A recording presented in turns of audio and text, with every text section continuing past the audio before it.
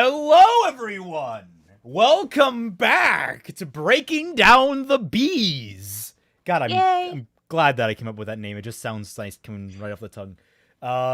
Again, joining me as always... Put that on a shirt. Put it on a shirt. Oh, God. That's Critter's domain. I don't understand how making stuff online is... Critter, we're gonna have to sit down one day and you explain to me how it all works, because I'm so, like, anxious about making any kind of material. It's so much simpler than I know you're thinking it is. I know, but it's like I have such intense anxiety about anything involving money. It's like there's gonna be like fair. Money going one direction or the next direction. It's like I don't want to be in charge of that, because that's where like people start getting sued. You had to be in the room with how much I had to beat Raymond to a pulp in order to get him an editor for his book. Yeah. Believe me,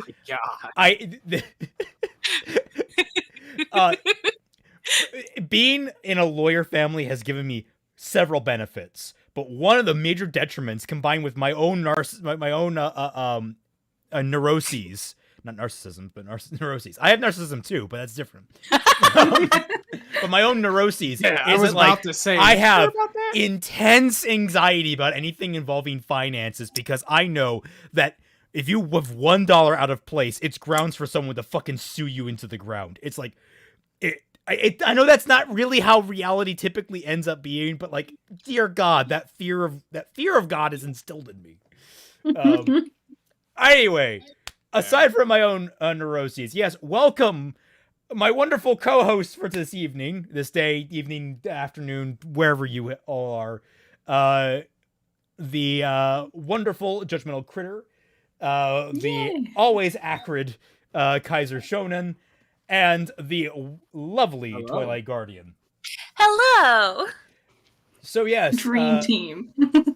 Joshua Thomas Moore, I have a bone to pick with you. I didn't have a ship for Yang, and I was rewatching Fixing Volume 4, and now I want Baked Alaska, even though it will never happen in either canon or Fixing. Join like half the sketchy huntsman. What's Baked Alaska? Baked Alaska is Yang and Baked Neo. Alaska? Is that Frieza Burn? That's Yang and Neo. Oh, Different ice cream character. Okay. Yeah. You know what? I'm gonna join that ship. I'm also gonna be a fan of Baked Alaska. I like them. legit. Like I've said it. If I could somehow swing Baked Alaska, I might go for that. But I don't know how that would work out in Fixing or canon, honestly. Would that be like burnt Baked Alaska? Oh no! It's well, I don't know. Burned Baked Alaska might be something else. Well, because she's black and burnt food is black. Most people just call it Blaked Alaska, and I just roll with that. Even though that's kind of cringy, honestly. I was thinking more like Choco Baked Alaska. It probably has a different name. We can look it up on the shipping sheet later. But no, I it's also because like I love Roman and Neo so much. Like you have Cal's interpretation, where then I'd probably be more in the Baked Alaska or Blaked Alaska mindset. But Neo and Roman are just such a perfect pair, man. You can't separate those two. Yeah, you can. So yes, speaking. Electric Angel says that just be pronounced as Kai Sayar. Or Kaiser. Okay, yeah. Okay, they were talking about the name. I thought they were trying to make an acronym of our names. What does that even look like? I thought about it. I did sit there and think about it. I was like, can't do it. What, an acronym for us? Yeah. Let's see. We have. Well, we do. Okay, we can spend a little time on this, because we only have 18 minutes to get through. Lord. Only 18. Watch how we stretch that into 3.5 hours. Yeah. Oh my God. But no, so let's see. We have Judgmental Critter, we have Celtic Phoenix, we have Kaiser Shonen, and we have Twilight Guardian. So the letters that we have to work with, let me get a notepad up just so I can have them in front of me. You could also use Nakago if Twilight Guardian doesn't work. True. So Judgmental Critter. Or Young Kaiser if mine doesn't work. Young Kaiser Shonen, and then Nakago Twilight Guardian. So letters we have are JC, CP, YKS, NTG. We could. I feel like there's definitely something we could come up with. I don't know if I have the time and the mental energy to devote to it. It's like, Chat, do the thing for us. And make sure to write out what it's supposed to say. Triton's already on it. He put out JYCT. Yeah, JYCT. Triton, write out what that is supposed to say because I don't know what that's supposed to be. Jacked. All right. I think we already have a winner.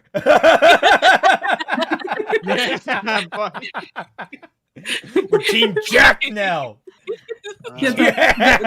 Dexter, there's your first sketch for the stream. We are all jacked. Just T-posing to assert dominance over this ship.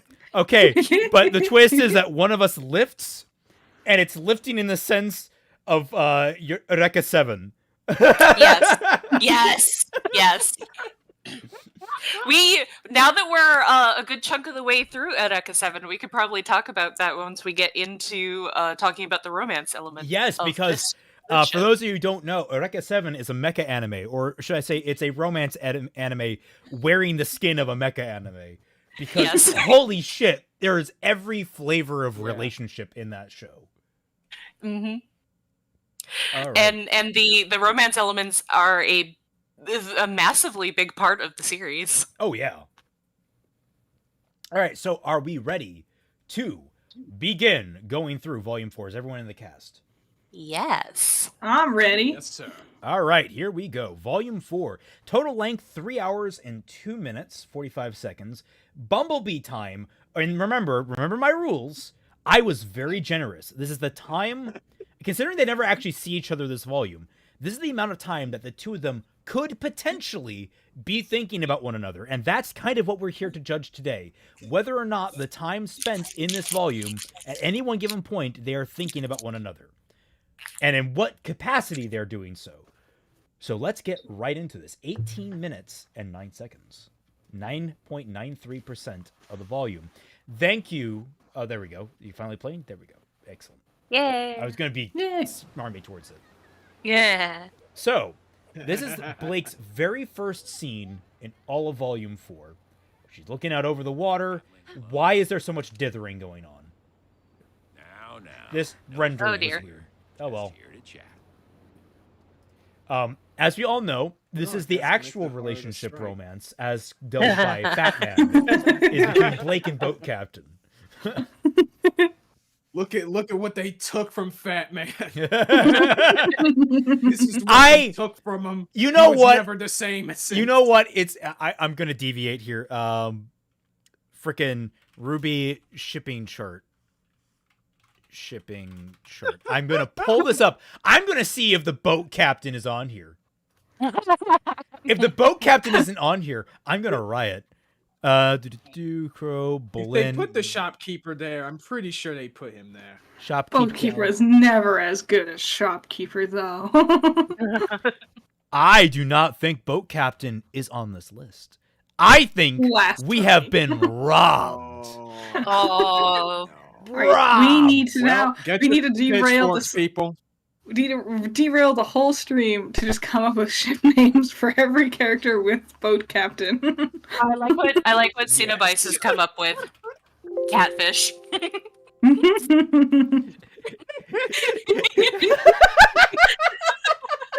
It's perfect.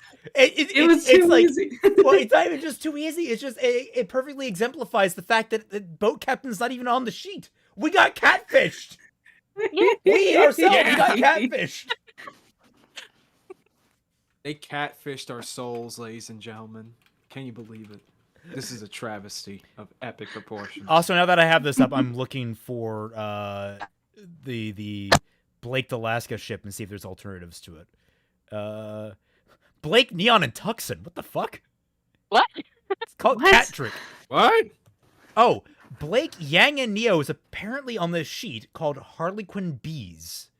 What the fuck? Is that a real bee? There's something called Harlequin rabbits.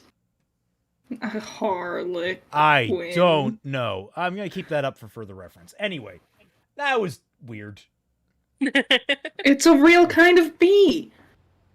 Why is It's that? horrible. It's horrible. Oh, wow. They're like longer than It's normal. horrible. How does it look? Oh no, the long Oh bees. no! Get that away! Long bees. Long. Bees!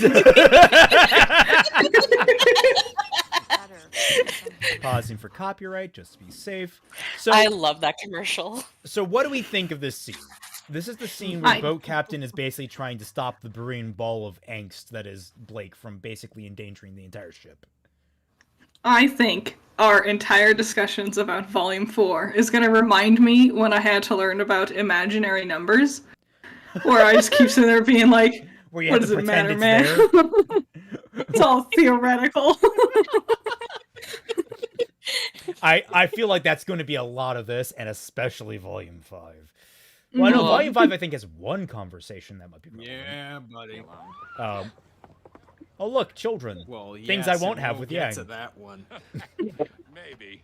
But with your paranoia, I think a few friendly faces would What hurt. the fuck? Who said I'm paranoid? No one, dear. You know adoption is a thing. I'll Jesus. leave you. That's not what I meant, and you know it. You think that they're capable of taking care of children? Well, that's a different question. I was going to say, That is besides the one, point. if they were mature enough to realize they can't take care of children, then that's one reason. But two, those children aren't living fucking long. All right? Jeff, fair warning. These trips can be awfully boring. See, definitely just invited her back. So yeah. This scene, she could be thinking about any number of things in this scene. It's one reason, this is a good example of, I included it because, yes, she theoretically could be thinking about Yang in this scene. She could also be thinking about RWBY, Sure. about Weiss, about Vale, about Juniper, about Pyrrha, about literally anything, including and up to Adam, her place in this world, her relationship with just about everyone she knows, returning to her parents. Like, I included... It irritates me I included this, but it's true. There's nothing really going on in this scene. I think this feels more like she's thinking about throwing away her past in Vale, more than thinking specifically about Yang. Just throwing away everything, including Yang. So yes, technically she's thinking about Yang, but she's thinking about like throwing her in the trash with everything else. At most, you can probably say Where she belongs. at most, you can probably where she belongs. Out of here, trash. Anyways, but like you could say, I guess if you want to like really stretch it, you could say that yes, it's a mix of all of those things, but you could argue that Yang is probably at the highest of like the priority list in terms of that. But at that point, how much of that do you think really matters, right? That's kind of the thing. I just saw Joshua Thomas Moore new. Did you have to remake your account, man? Basically saying that they shipped the first mate, which Josh, cute character, whatever, with Sun, and called it First Monkey. It's like, that's cute. You're also gonna piss off all the Sea Monkey fans. Yeah. I do think it's important going into Volume 4 to remember where we left off with Blake and Yang last time. That's a was good not point. We should exactly recap. a good spot for their relationship. Yeah.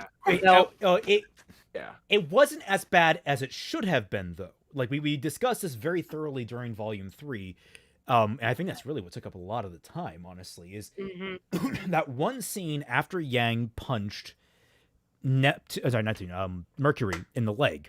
Sorry, I wish. I mix up my assholes. Sorry. Yeah. No, it punched Mercury in the leg, and that scene again, I reiterate, I changed it in fixing RWBY to reflect this. That scene should have ended with Blake not trusting Yang for a good long period of time. It should have been that they had to rebuild their relationship after the fact. But somehow, at the end of the conversation, Yes. Blake just took Yang's word for it, even though that was the exact same behavior that Yeah. she knows landed her in deep with Adam. So, Yeah. we were forced to accept, we have been forced to accept that they ended maybe not on the best of terms, but not on the worst of terms. But isn't helped by the fact that immediately after Yang was injured by Adam, Blake literally fled the scene to go run home with her tail between her legs. Yeah, Yang was clearly visibly pained by Blake leaving. They did the good tears. They had the good Yeah. tears for that Mhm. scene. Yeah, they had the good Yeah, tears. they had the good tears specifically for that scene. Yeah. It's like the one time they got tears right. So, yeah, they're not in a good place. Blake might think they're in a good place to some degree, but they're not. I don't really see how, but then again, we never actually Also- see the fallout of Beacon's fall. It's just Which is a big couple of problem. news articles and then people talking about what happened, but we don't see any panic, we don't see any anxiety except for in Atlas. But even then, that's more because Ironwood closed down because he was afraid that Beacon would happen to Atlas, which it ended up happening. Also, So Deadrex he art. was- Ooh, You're gonna like this one, Twy. Oh ooh. wait, guys, stop the presses. Deaderex made some art. Why do you Hold say on that? a second. That's something you're saying it like bitterly or not bitterly, bitingly. That sounded like oh, stop the no, presses. I Deadrex, didn't no. mean it like that. I'm sorry, it's my voice. Goddamn, I can't help. I think Kaiser just has like a natural sass. Like I said, the always acrid Kaiser show. Well, I It's love that. That's adorable. part of great. the brand, okay? It's part of the It's- brand. Me getting Yeah. me getting a bonk on the head. Yeah, Mhm. tell you to get an editor, or else your book's gonna be made fun of and suck. Yeah, and you know what? I'm glad I listened to you because I ended up not being shad. Anyway, Yeah, I am usually right about these things.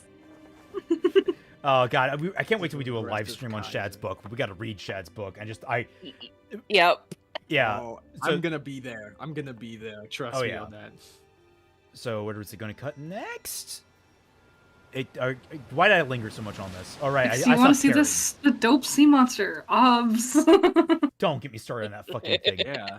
No, I was gonna say, like, my time in the last week and is the foreseeable future has been get up, get a drink, or get up, do my exercises, get a drink, come back, sit down, maybe rest for like half an hour, just to get my day started, and then I'm just reading My Hero Academia, taking notes, get through an entire volume, go eat dinner, get back down, maybe rest for another hour, get writing, write 1,000 words for the day, then read My Hero Academia for another volume and take notes. My day has been nonstop that to the point that I feel like I'm actually running myself down. It's like He's been giving me almost like running commentary on it. It's great. there are some great stills. Yeah. I can't wait till I get to the video. Kaiser, you're not gonna like what I have to say. I'm excited. Wait, Anyway, about what? never mind. We'll get to it. We'll Oh, get to it God. when we get to it. We can have a whole stream after I release the video. Okay. Whenever that is. Anyway, yes. So we have All Yang. We have Yang. We immediately flipped the Yang in the same episode. I'm pretty sure. Oh, Robbie, you quoted me from that. Oh, Robbie's here? Yeah, Robbie's usually in the chat. Oh, hi, Robbie. How's it going? Yeah, he's he- doing the chat. He quoted me in Mac server because of what I said. But yes, we have the very first scene of the volume with Yang, and the first thing she does is look over at this pile of books. The Yes. Bumblebee fans, we recall, played up that this is her thinking about Blake. I would argue yes, this might be the first actual thing. Because, like, why else is she looking at the books? Nothing else has been associated with books at this point. But, counterpoint, It's just too... we don't know what kind of books those are, and if you recall Volume 1, what was one of the first things RWBY said to Blake? Yang would read to me. I like books. So, we have two potentialities here. She's either thinking about RWBY or thinking about Blake. Which are both are viable options. And honestly, I think we critiqued this when that came up in Zell's video because we were kind of on a criticism high at that point. Yeah. Because I remember disagreeing with him. I don't think he was completely wrong here. I think I can admit that I think we might have been a little bit overzealous in our criticism of him. Here, I think it is fair to potentially interpret that she's thinking about Blake. Well, like Especially since like the scene was just a Blake scene, so maybe it's like hinting like that's the thing we're doing. And honestly, that juxtaposition should have been brought up in his video. I think that would have been a far stronger point if he had actually brought up how those scenes were back to back, because anyone that hasn't seen the show in a while wouldn't remember that. Like the point of our criticism in the initial video was to criticize the fact that he is creating a narrative that might not even be there. Like, he is assuming a lot of these scenes outright are just outright just about Blake and Yang and how much in love they are and how much they're thinking about each other. When unless if there is a clear-cut indication that that is what they are thinking about, you cannot definitively say that without some degree of interpretation. And that was our criticism. M3D chats, she thinking about her cat girl GF. So. She don't give a fuck about her sister. No, hashtag Yang is worse sister. It's not volume 9 yet. Yeah. But we'll get there. We'll get there. We'll get there. But like, So we have her looking over that. So that's the first clear indication of it. Now she looks away from it, and she's looking through the channels. Obviously, this is reminding her of Beacon, not really Blake in specific. Again, more Beacon stuff. And I think we get an Adam moment in here. Yeah, best girl Lisa Lavender I'm pretty sure mentions him. Does Lisa Lavender have many ships? Let us check. Yeah. Let us check. I'm sure she does. Let's check the chart. She's a named character, so Lisa. Oh, I can't control F. Okay. Oh, there she is. I can control F. Yeah. Oof. She had. Oh, actually, can I highlight this? Can I click on the? No, I can't. Okay, so I'm just gonna have to do this. Woo! People on.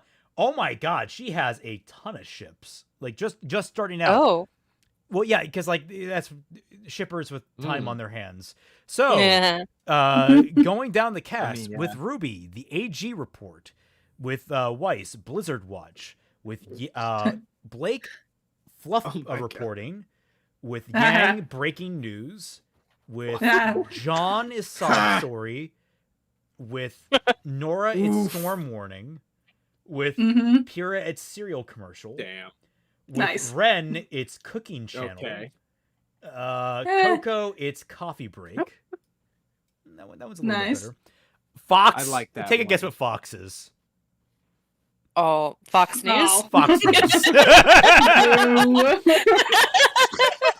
How's that low-hanging fruit taste? Velvet is screenshot. That's a nice one. I actually like that. That's a good one. Yatsuhashi is like Eastern correspondence. Cardin is spotlight on bullying, which is ironic considering apparently the main ship name for Cardin is bullying, or for Cardin and Velvet is bullying, which I disagree with. It's holy bun. Thank you very much. Stop bullying. Speak up. So it's like she's reporting on the bullying of Velvet. Russell, it's Rush Hour Report. With Dove, it's Peace Update. Sky is Sky News. All right, that's sunny forecast, a sun, and I think we're good here with that bit. Yeah. But it's just interesting Good to see, puns. like, and they leave boat captain out of it. How dare they? How dare they? Yeah, exactly. I How dare they? misread Need or to I have misheard an you. entire stream just to redeem boat captain. Yeah. I misheard you at first, and I thought you referenced like what is her fairy tale theme, and I was gonna be like, wait, if she has fairy tale theme, but Tai Yang does not. Yeah, right. Wait, Tai doesn't? No. Nah, Oh, he hasn't been wait, confirmed. No, wait, I know that. Okay. Right. I think Yeah. people have been trying to theorize that for years. Okay, so Mhm. obviously, this scene right here, she's definitely thinking about Blake and Adam in conjunction with one another. What is Yang thinking about? Yeah. Yeah, I think it's safe to say Well, anytime thinking about either of them is thinking about Adam, they're also tangentially thinking about each other. Yes, that is why I include a lot of Adam stuff. in this. Right. Yeah.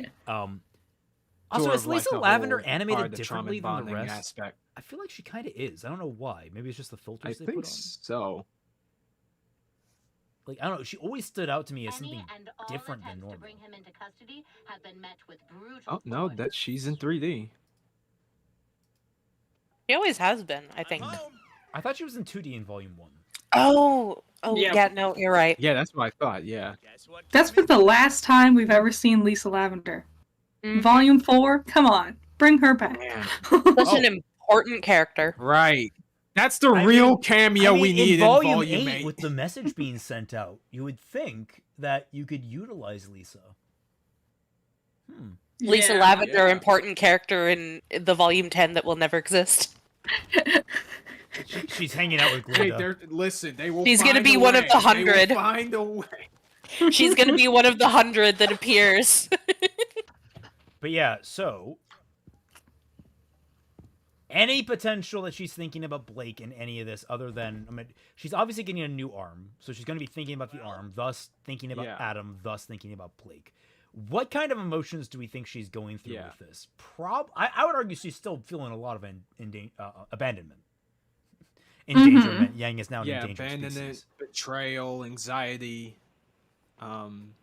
Fear. just a lot of fear, a lot of like Hot, anger sweaty and lust. frustration. Anyone thinking she's still in the hot, sweaty lust? Only you think of that. No. Raymond. No. Well, I'm thinking from the perspective of a bee shipper. maybe when she starts testing out the settings of the, let's just say that. You are a bee shipper, though. Yeah, I'm thinking like, I'm sorry, clarification. I'm thinking like a wasp. I'm just like, I don't think, of all the emotions Yang might be feeling, guilt is not one of them. I don't think she feels guilty about trying to protect No. Blake. No. Sometimes I see people saying that, Maybe and I'm like, what are you ashamed that talking she's about? excluded, but- yeah, maybe a little ashamed at like her own standards of strength, but not like Yes. guilt over trying to Yeah, protect Blake. I was gonna say her. Mhm. Like those are two different things. She is like it's a whole nasty mixture of failure and abandonment, betrayal. Like, you just got this whole nasty Right. concoction of emotions. Is she at all thinking of Blake in a positive light during this? No. No. Yeah. Nope. I agree with that assumption. Which makes sense. Calling a few favors, but you earned this one all on your own, kiddo. But that's part of the struggle that brings them closer together, man. Already had one of his top Man, guys. I really fucking hated you for like several months of my He life. wanted me to tell you that you fought admirably. You should be proud of yourself. I hated you for a lot longer than I knew you. Yeah. Well, you gonna try it on? Arguably. I'm not feeling too great right now. Also, I had to point this out about the fucking arm because this annoys me.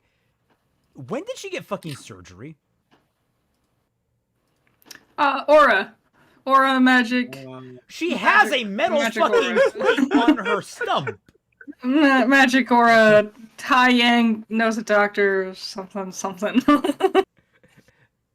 I mean, given how I think already was on the track of giving her medical attention during the fall of Beacon, I don't doubt that she had gotten surgery around that time. Also, RWBY says later that it's been more than 2 weeks. So, at some point in time, it might have happened then.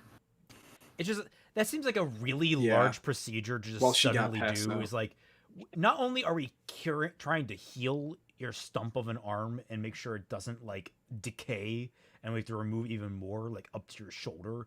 No, we're also going to just put in there this mounting for advanced At-Legion technology with absolutely no idea whether or not you're ever going to get a prosthetic. Well, we don't know it's specifically for At-Legion technology. It might just be that At-Legion technology is like Apple, and everyone kind of just does what they can to adhere to Apple's standards.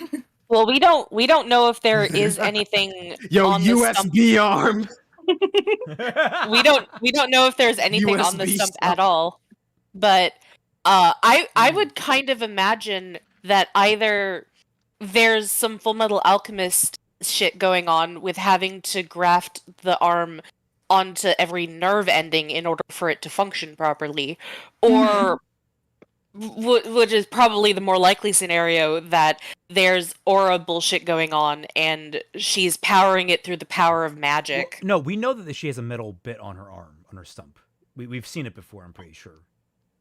Yeah, we see. Yeah, I know what you're talking about. She had there's a little mounting place on her arm for the prosthetic. Well, yeah, but so does my cousin for her leg, but that doesn't mean anything.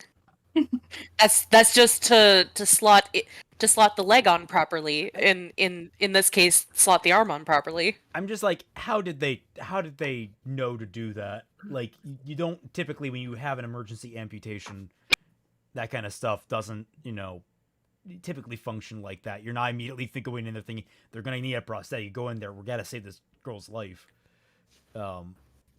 Anyway, just a thought that came up. Have we seen anyone with robo-prosthesis outside of Atlas? Yang doesn't count since her arm came from Atlas. Mercury. That's a good question. Yeah, Watts made Tyrion's tail. Well, Watts. But he came from Atlas. Oh yeah, he that did. is true. Disgrace Mercury is the only one I can think of, but we don't know where he got his legs from, honestly. You don't think the animations on I Kaiser? feel like there's one other person, but I'm just forgetting. Really? That would probably have something to do with maybe our Discord feeds? Let me... Maybe, because it's working on my end. Yeah, it's working on my end, too. Like... It's working on my end. Also, Jake the surgeon says, aura applied to your amputation. Alright, there's that. That should hopefully have fixed that. So with Kaiser next. Properties. And then... he also sent a super chat saying, why are we here? Just to suffer. Better our ancestors burn in the flames of the asteroid with the dinosaurs than live to see something such as this. He said that a while ago. Oh, I didn't catch that. Damn, I'm sorry. I didn't mean to miss your... Yeah, I was saying that because we didn't catch that earlier. I should do a better job of telling you when there's a super chat. Yes. Maria's eyes are also from Atlas, because she had to go get a touch-up from Pietro. That's and true. He in Mantle, technically. I guess just, we can just presume prosthetics come from Atlas. I would imagine almost all advanced technology probably comes from Atlas, and other countries just buy it from Atlas. Yeah, probably. Yeah, that's what I thought. Maybe later. Man, the world of Remnant sucks. It's so small. But just thinking about like export, but like all export comes from Atlas. Lame. It irritates me because it has the exact same problem that I have with a lot of Final Fantasy games. The world is just so fucking tiny. Like if you can cross, I know that you're supposed to be like, oh, there's a lot of different land in between the different locations you go to in Final Fantasy games, but she's thinking about Blake Depending here. on which one, anyway. Is she is she sweeping? Like she's sweeping up her dark emotions about Blake. Not when she's doing chores, she's thinking about Ruby because Ruby's trash. Yeah. Actually thinking about Ruby. Fucking Ruby, I'm doing all your chores for you. What the fuck? God, Ruby. You just had to give me all. I have to do the dishes. Jeez. I take out the trash. I have one arm now. No,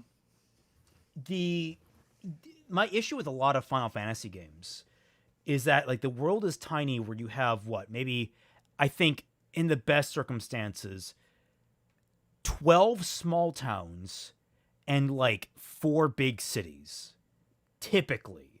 And that might even be generous from what my brain can recollect of a lot of different games.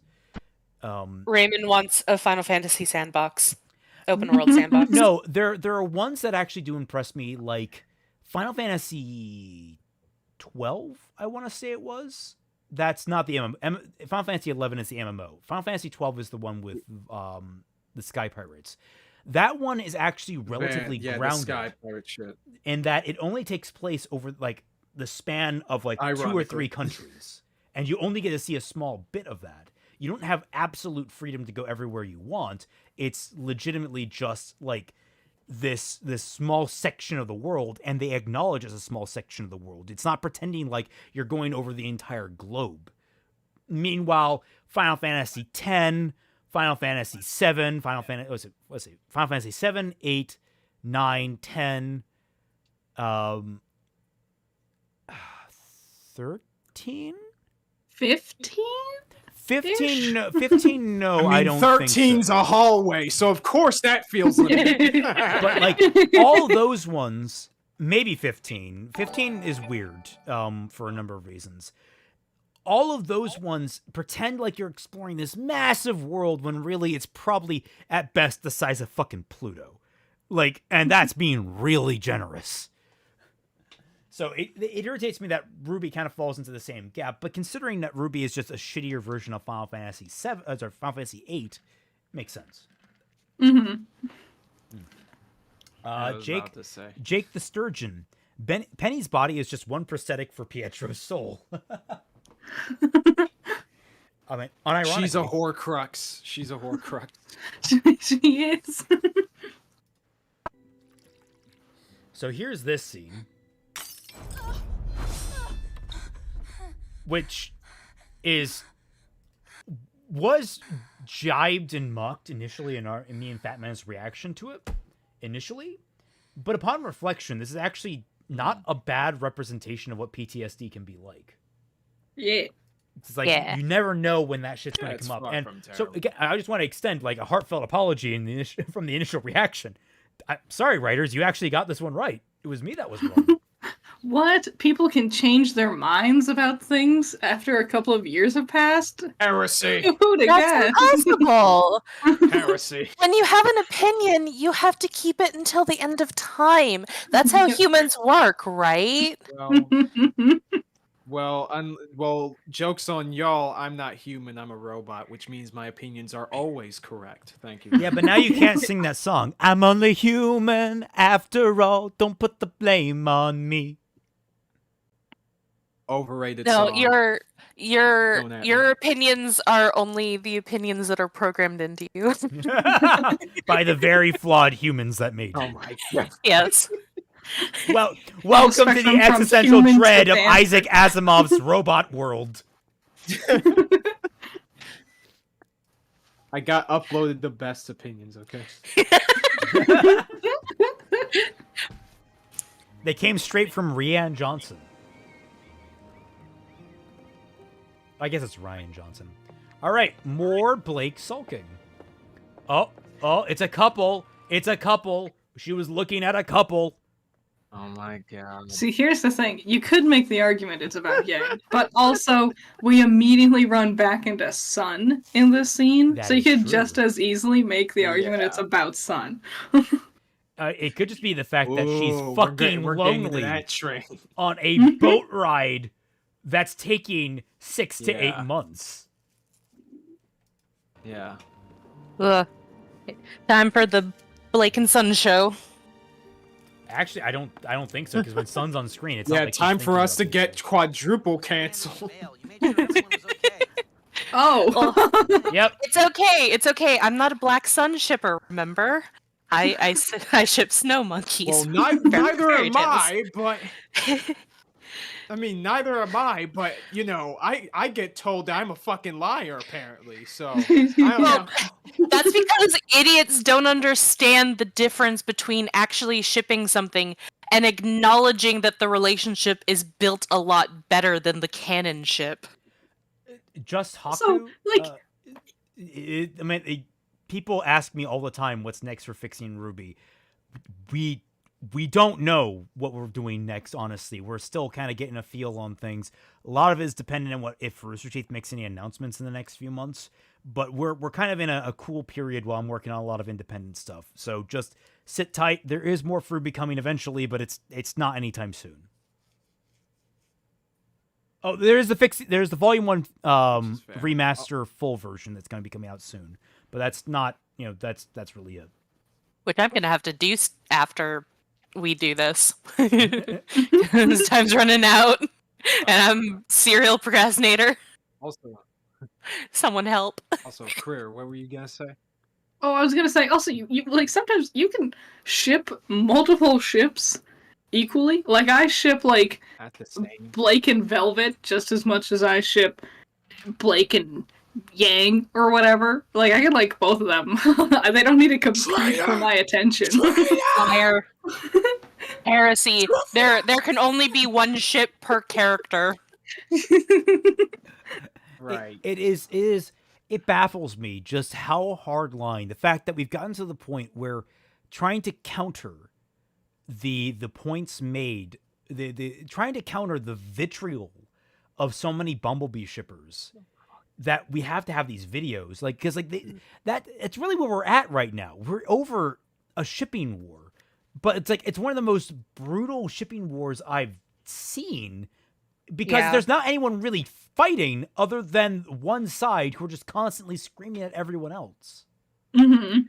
Like I would almost say that this is worse than the Takari ship war back in the day, and that resulted in casualties. I was gonna say that's open warfare. This is just like What?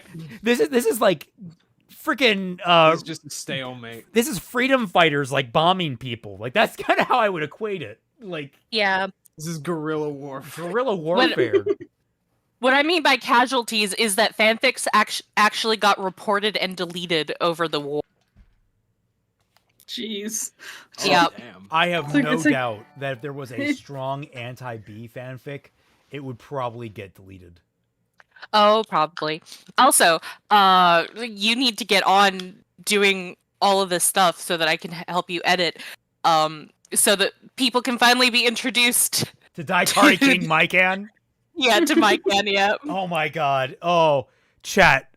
In like 4 years, you're going to be wowed by this man. In 4 years. It's already been 2 years. You'll Also, notice that look my the time super span chat. keeps increasing. I need to start Also, kicking your there's ass the like every super little chat. thing. I Next don't have a segment. life anymore. It's just been my hero and my novel. I know more about that's Deku part than of I your know my problem. own parents. Anyway, That's even more of a problem. I had to. You wouldn't understand. No, I get it. The moment you left, I knew exactly what you were doing. oh wait, actually I wanted to address XL Hedge. Tai is such a wasted character. Like, why doesn't he get involved finding RWBY or confronting Raven? Because Tai is kind of a deadbeat. Remember, he shut down completely, and Crow had to carry over for taking care of the kids for a while. What Like, is even the point of Taeyang's character? I don't understand. He could have been dead, honestly. Like, they you could know, have been orphaned. the thing is, though, I don't mind what they've done with Tai, which is very little. He's their dad. He's at home. He has his own life to take care of, and they are now embarking on adulthood. I imagine that the reason Crow followed after RWBY and Ranger was probably because Tai was like, Crow, don't let them kill themselves. Like, That's probably why, because he It realized would be nice to see that. that would be. Now, admittedly, It's a lovely headcanon, be. Raymond. we got a little bit of that. We at least saw his reaction to seeing that RWBY was gone. We got that at the very least, which was running panically past Yang's room. Lucifer and Associates. Such great. My character partner writing. says they won't watch RWBY because my favorite character is the mute. I don't blame them, but I stand my ice cream assassin. Why? Why is you favoriting Neo the problem? Yeah. That's weird. Are they taking it like, is there like something you this is wanna what I tell us, really buddy? want my partner to do? Is like, are they reading into it like, you really want me to shut up that much? Like, what the fuck? Like, that's all I can see. Like, I don't know why that character in specific would be the problem.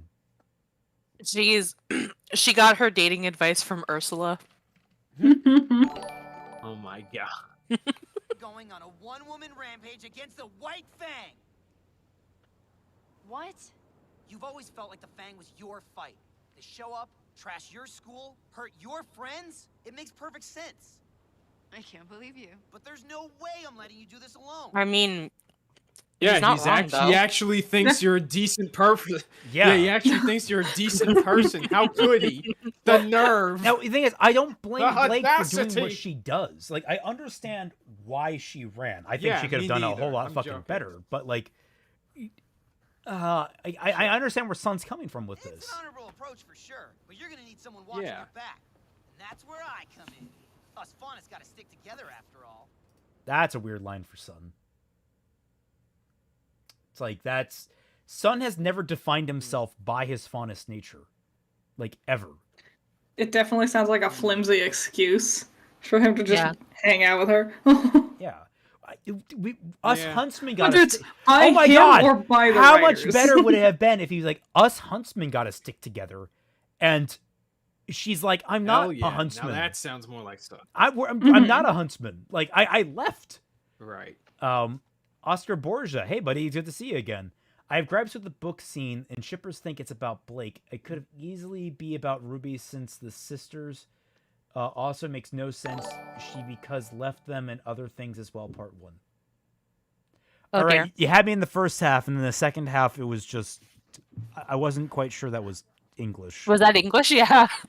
Um, I look forward to part 2. You're wrong, son. I mean, You're so yeah. wrong. What do Yeah, you... try I'm to not going understand anywhere that one. near the White Fang. God, she walks like she has a stick up her ass. Seriously? In Volume 4 animation's so ugly. That's where the cattail went, Twi. Something's out. They always have ugly walks, though. Even up to like Volume 8. If like I think I'm assuming also Volume 9. They also have ugly. Like they walk. Oh, yeah. They like I ranted about this to Raymond too, but they walk by moving their legs instead of shifting their body forward. It's really weird. Mm-hmm. I This is hate it. also- This is also the volume where they like stop giving them like personality when they stand. Everyone just like stands at attention, like how Blake is right there. It's so lame. Yeah. Yeah. Oh my god, I hadn't even If you're not noticed that, going but after you're the right. White It Fang, does. Where are you You going? see, this is where it gets what I say about RWBY losing that like spark. Complicated. It's complicated, but like that's the sort of thing is like the characters no longer have a unique standing animations or posing. Even though it was janky in the old days, it still had a character to it, and now we don't even have that. Like watching the Yeah. later volumes, like post Volume 3, I start to appreciate all of the little stuff that I looked over in the first 3 volumes. Yeah, it's like you understand what I mean now. It's like it lost its fucking soul, man. Okay, if anyone ever thinks that Raymond is just a RWBY hater, know this. Raymond softened me on RWBY. I thought that there was absolutely nothing redeemable about it. I don't think that anymore. That is what I want to Joan, do. You have I to love this understand. fucking show. You have to understand how much of a you have to understand how much of a Herculean task it is to soften Twilight on anything. She is Yes. very opinionated. I am extremely opinionated. Menagerie. Well, I'm You coming with need to have like facts and evidence in order to change my mind. And just because you're not going after the fan doesn't mean they won't be coming for you. The Ben Shapiro meme. We just gotta have that on Kinda standby. already on the boat. Yeah. That, Well, let's say hypothetically. let's say, hypothetically, you have a cat girl girlfriend who is actually not your girlfriend. You just hang around her all the time. But she's actually pining for your other friend who's this bombshell blonde. Now, you yourself, for example, are a bombshell blonde already. You have a chance to go with her. Do you? I hate how too good you are. It's like, ew. Gross. Nope. This is gonna be great. Never been to Menagerie before. It'll be a regular journey to the east. Yeah. It's journey to the west, nitwit. No, but it's funny. Oh, that's the subversion, okay? No, it's not. This means they're not copying. They're not copying, okay? It's their copyright-free version. It's What do you mean? It's Journey to the West, but it has this thumbnail put over it so that I- YouTube won't copyright it. I would love. The book was written in the 1600s. I was gonna say, like, I was just a fucking zombie Chinese person coming out of the ground. I don't know who wrote it. Just coming out of the fucking ground. Just like he's a fucking Chinese hopping vampire just coming for you. Like, I'm bringing you a lawsuit. Although you don't understand what he's saying because he's speaking, ancient Chinese. Story is mine. And they were like, "You don't have rights. Communists control your country." And he's like, "Fuck."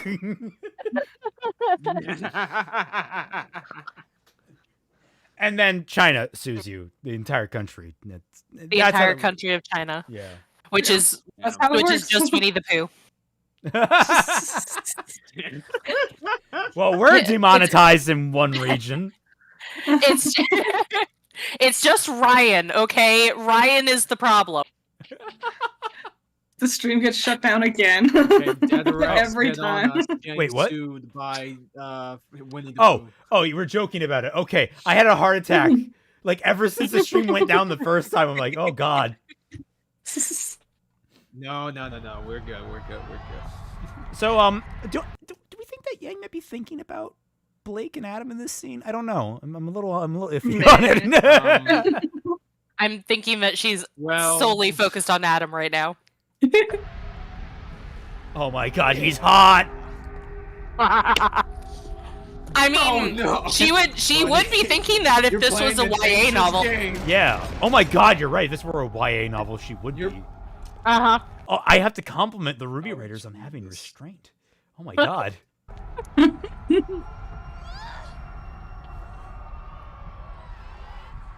See, there it is. The middle thing.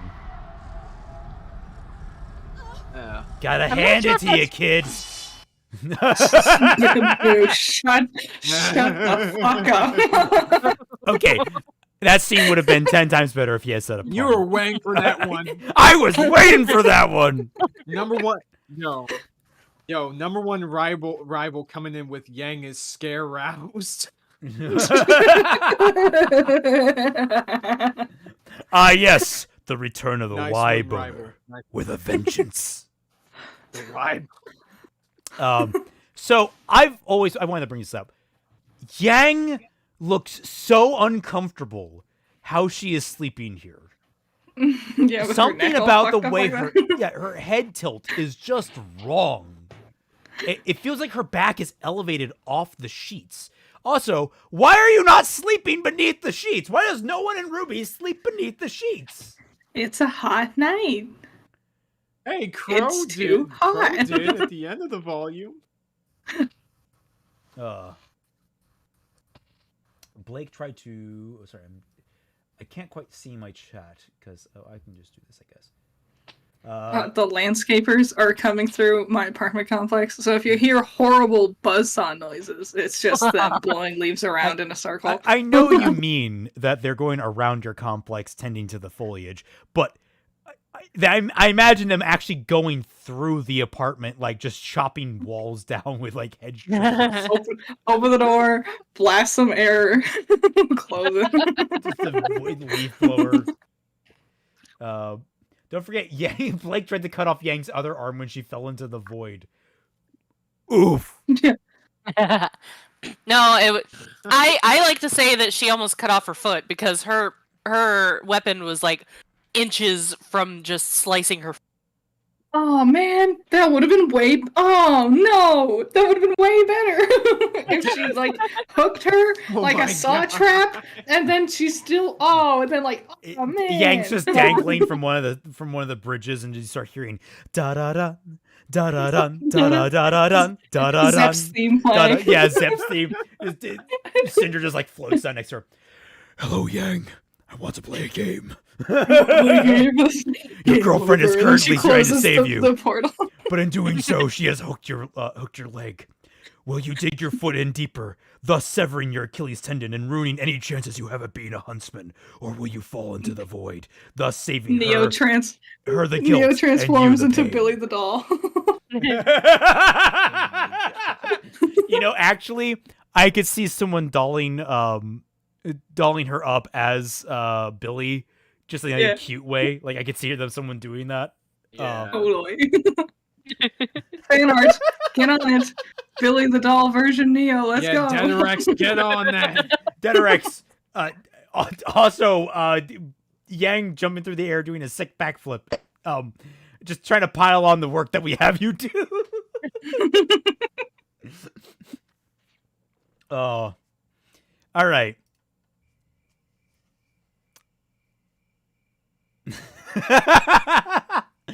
I remember the edit I did for this. I think this was the episode of RWBY that I did the abridged for Fat Man for. Where I had Yang look over to the other side and there was a dildo or something. Oh yeah. I guess that scene went by pretty quickly. But was Yang thinking at all about Blake in that scene? No. I don't think so. All right. Just I'm pretty sure she's more thinking of who the fuck is in my house. Thin margin. a RWBYx Saw If she crossover is will be thinking of interesting Blake, in it's a by dark a way. very, very thin. Dude, if we're talking canon RWBY, there is not enough meat for these characters. Like, somehow these characters are less fleshed out than the fodder that appear in most of the Saw films. That says something. Ooh.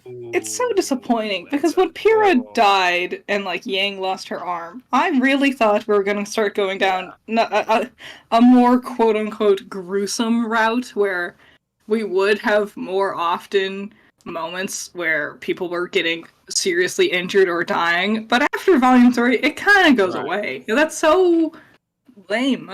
Yeah, because It was they just always never shock bitch out value. at every single turn of. Yeah, they always bitch out every single term when they want to, like, when they should have significant tension. They always take it back somehow. Sans maybe Clover's death, but we barely knew anything about that. Oh man, I have to take this phone call. Be right back. Nope. All right. Oh, Teacher's gone. We get a party. Yeah. Oh yeah. Raven's gone. I get to talk I'm about bringing Fraction up Fairy Emo Tales again. cards.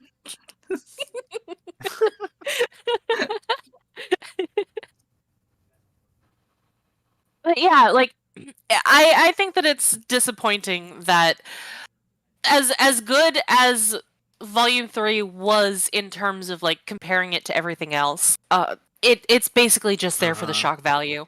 Like there's it was there to have like a big moment, but then they didn't know what to do with it after, and then because they don't actually know how to put stakes into their story, they just played everything safe. Yeah. And yeah. I know how that feels because I'm struggling to put stuff in my novel too, and it's like, well, I don't know if this would be like too much or if it's too little, and I need to balance all of these characters because I have a shit ton of characters because I need to have characters that will eventually be killed off, as well as survive and have character development, character arcs, and all this kind of stuff.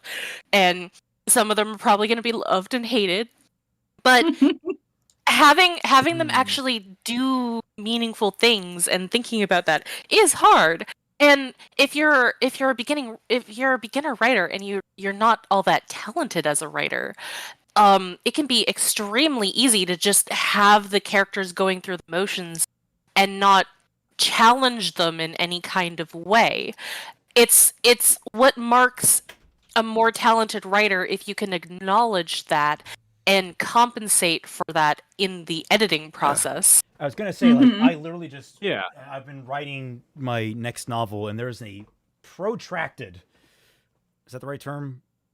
Fight sequence, very long, overextended fight sequence. Protracted. Okay, good. Yeah. And my brain immediately went to protractor, so I'm like, is that right? That's what I No, so there's this long fight sequence. We're talking like I'm gonna have to split up over multiple chapters, and by the end of it, it's like a lot of people have gotten the shit kicked out of them, but I haven't like done a lot of permanent wounds. So like, I had to be like, okay, who do I injure of this crew? How do I injure them? What do I go about?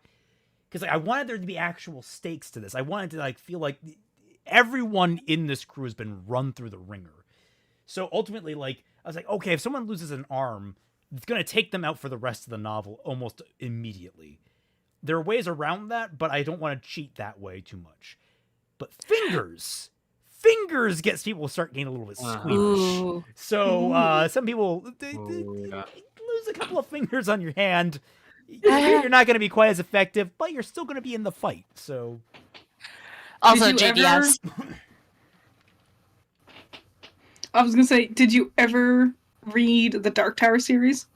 Oh, Stephen King. From Stephen King? Never did. No? The main character loses a bunch of his fingers in the second book. And that made it very interesting because he was a gunslinger, and it's like, well, how do you fire your gun when your hand is not doing it? You tape the gun to your hand. Yeah, so there's a lot of like figuring things out now, and also it was a convenient way to like make him actually have stakes. So even though he was like a master gunslinger, he had to relearn how to aim, basically. So he didn't just win everything automatically. It was cool. It's not a great series, I'm gonna be honest. In fact, the more I think about it, pretty bad. You know what series also does something pretty similar to bring up stakes? Kaiji, which is why Kaiji's great. All right, so we're going on to this Blake scene. The White Fang was at the fall of Beacon. They attacked innocent civilians, and they released Grimm into the school.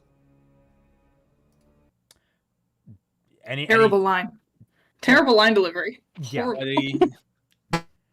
But you are also reaching so high, man. I think it's fair to say they attacked civilians. Yang could be considered a civilian, so she keep thinking about civilian. It's there potentially. She's angry about it. She's angry about Adam. Oh my god. Yo, Derex made some new art. Hold on. I'm gonna post it right now. Oh, I'm excited.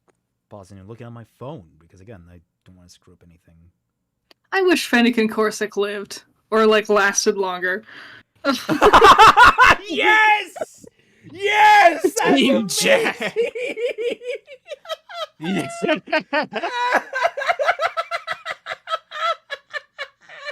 Look at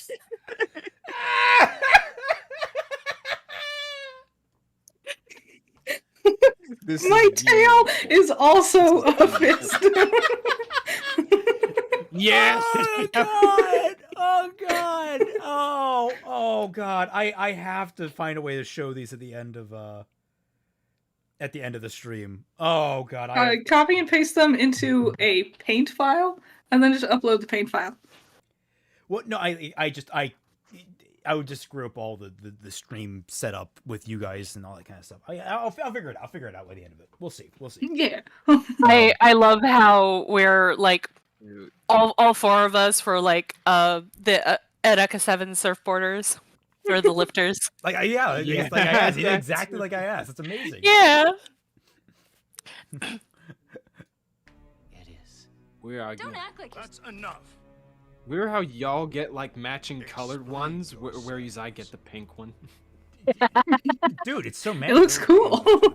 It has become apparent that the veil branch of the I'm not talking about manliness. I'm just saying it's not color going to me. What's wrong with pink, Kaiser? elected to follow the rule of one Adam Taurus.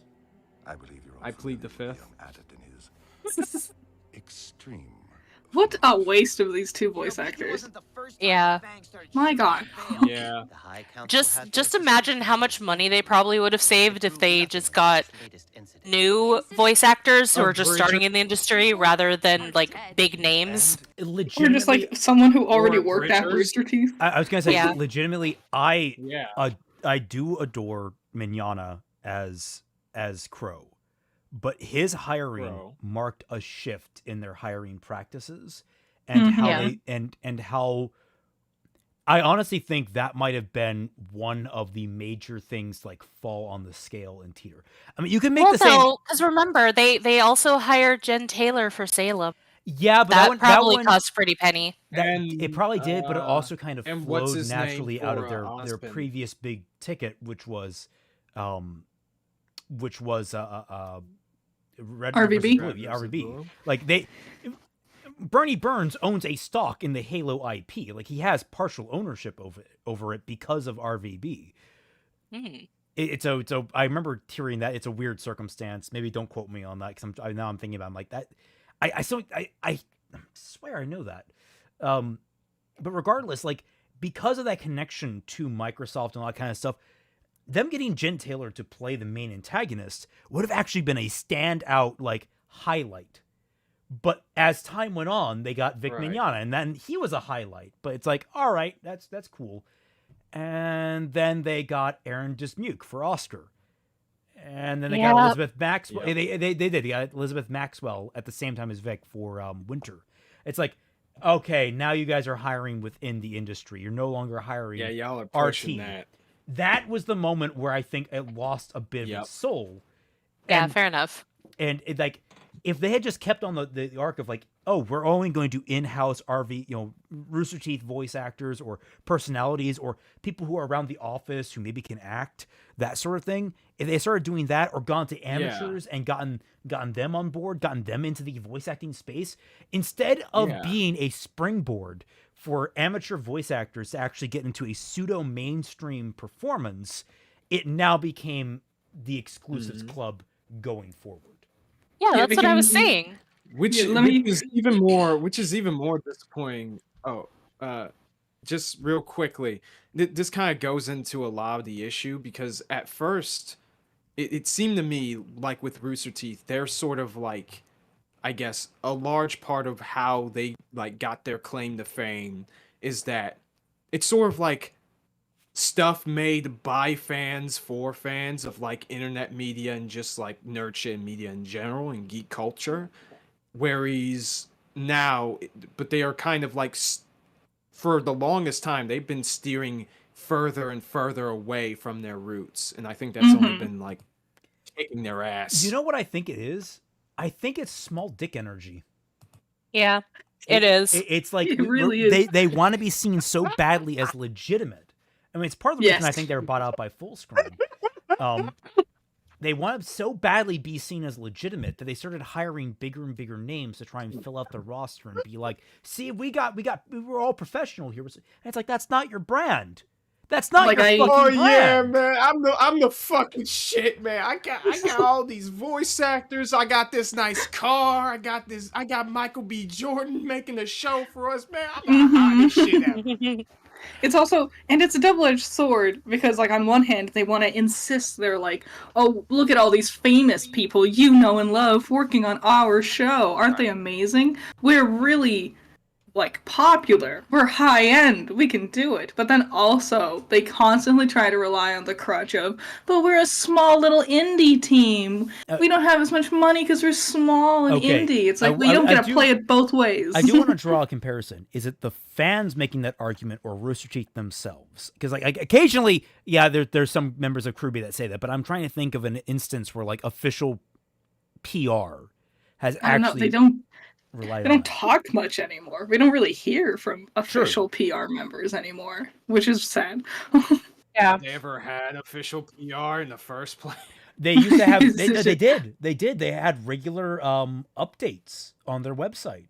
They would regularly actually talk directly to the audience. You would have like Matt or someone write up some kind of PR post, and not even a PR. It just sounded like a couple of guys being like, "Yeah, no, we're behind schedule, or we're ahead of schedule, or we got a lot of things in the tank for you guys." Like, you only really get that now when talking about the now completely absent RTX. Mm-hmm. Which, Jesus Christ, that's terrifying to hear.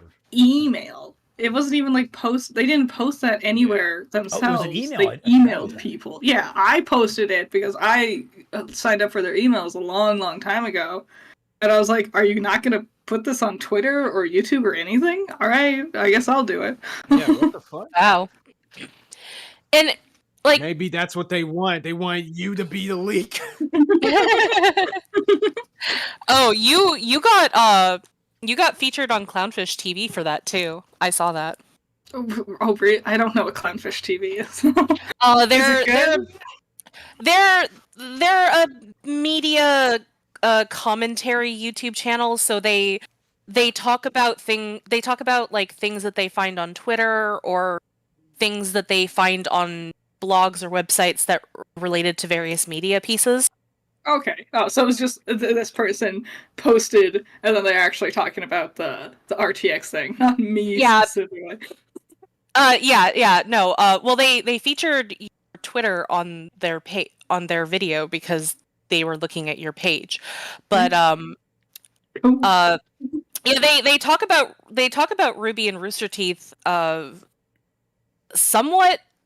Like they used to talk about it a lot more. Like they would cover the various dramas and stuff that would happen occasionally. But anyway, right. I would say RT has not been an indie company since Volume 2. As soon as they got bought out by another company, they are no longer indie. I think that their small dick energy led to possibly all of the money problems that they have today because they didn't know how to properly manage their funds because they wanted to live beyond their means, really. And for a while they did have that, but they don't know how to maintain it. So they lost that. And like Robbie and I had issues. God damn. Robbie and I had issues with this kind of mentality with one of our co-hosts that no longer is a co-host anymore. He wanted to have like celebrity guests on our podcast, and it's like, bro, we haven't even started the podcast yet. What do you mean you want to get celebrity voices on? We're nobody. Oscar Borgia, this isn't part 2. RT, one of my main problems is that they think they're so highly of themselves that they act like jerks themselves, and when someone talk back, they act as victims and such. Yeah, no, that's true. That's definitely true. And I was gonna say, like, yeah, they definitely got small dick energy when it comes to responding to criticism. They lost faith in the community. That was something that just struck me just now. That one of the things that I'm most proud of is forming the Sketchy Huntsman for fixing RWBY and other projects that just haven't really happened yet. Other than Wonder Woman, that was the only other sketchy project. But forming the Sketchy Huntsman, one of the things that I've been most proud of is watching a lot of artists that came in that probably didn't have the greatest of understandings when it came down to anatomy, when it came down to lining, to any of the arts that they do. But they were just willing to stand up and join the project, throw their hat in the ring, take risks, and do it. And even at the risk of potentially embarrassing themselves, like I do all the time when I make my videos. And I've been so proud to watch several of these members that have been with us, but going all the way back to Volume 3, grow over time, develop their styles, and become excellent artists that do some amazing work. Some people are doing full animations when I know they struggled with it years prior. Having faith in the people that you bring on from the community, unknowns. Like, we're always excited when we get a big name like Modded Joker on board. Like, that was so exciting for a lot of us. But it can't be ignored that it's a lot of the smaller names, a lot of the people that aren't as popular, that make such a heart and soul of the project. I can easily one to reference. Glasses of OJ. I don't know how big of a following Glasses had, but it's nowhere near as big as Modded Joker. Yet Volume 1 remaster would be nowhere near as good without Glasses of OJ. Her work is phenomenal. So the fact is that Rooster Teeth doesn't have that kind of faith in their community. They don't reach out for new voice actors in the fan works. Now, they don't do anything when it comes to the only time they do that now is when it comes down to the grunt work stuff, which is the animation, modeling, rigging, people that they get scooped out of freaking, is it Full Screen College? No, what's the really shitty college for animation and such? All of them. Oh, damn. Twi might have some things to say about that one. I don't like college. No, I don't like college at all either, but like there are good colleges. They exist. They're just my college was fairly good. I would say though that AI was a bad one because they had like a 50% dropout rate, I think. There was another one that it started with an F, I thought. That had a massive, like multiple massive, like embezzlement scandals when it came down to like Full Sail. That's it, Full Sail. I know that because the creator of Over the Seas, Marcus, he went there and he got brought in on the legal case as a co-defendant with thousands of other people. It was a class action lawsuit. It's really. But basically, they only want that grunt work. They want the underlings, to do those jobs with the hope that they'll make their way up. But they've closed off more and more that way up as time has gone on. When it comes down to anything, like I don't see any amateur animators that are on their team that, or I mean, there aren't any animators at all now. But well, you say that. There's probably a good reason for that, isn't there? Yeah. But there aren't any amateur animators that got brought in to do a voice line. And nope. I wonder, I do have to wonder, to give RT some benefit of the doubt, I have to wonder how much of it might be to protect them from legal bullshit. Because that, especially, I know that Texas is a right to work state, so there's like a lot of union stuff that doesn't happen. But you can still get a lot of like legal trouble if you don't go by union standards. And I think like there's a lot of risk they could have by hiring outside of the professional industry. So I can, there's a little bit of... That's why I suggested going for newbies, like people who are just starting their careers as professionals. Not amateurs like on YouTube or anything like that, but like people who are just starting their career, who maybe only have one other voice role under their belt so far. Like with how most of the cast of Slayers are now really big names in the voice acting industry, but with a lot of them, Slayers was their second role ever. And for some of them, their best roles. Anyway, or am I? I don't know. But like, you had the original voice actress for Ash Ketchum voicing Amelia, as an example. Yeah, but the point is, at some point over time, I mean, after Volume 2 especially, they lost their fucking soul. They lost what it meant to be Rooster Teeth. And it was admittedly a slower decline than you would normally see, but it was definitely a decline. And it started to get sharper and sharper as time went on. To the point that we're now in this mess with Right. Volume 9 potentially being the end of RWBY. Which would be hilarious. I would be so but disappointed. also so Would be, sad. but it's even more. But it's even more hilarious if they ended it as a freaking book. Now that would be even funnier. Go the Final Fantasy 15 route, yeah. It is a tragedy. Yeah, buddy. Came to assure you that Brother Taurus and his followers do not represent the will of the White Fang. And how can I be sure of that? We understand if you bear any skepticism towards these claims. You know, I think a White big Fang's chunk of the tactics time are is probably in this significantly scene. more aggressive. Blake's just Mm. present off High screen. leader. Thank you. Can't you see all the Blake X Yang happening right here?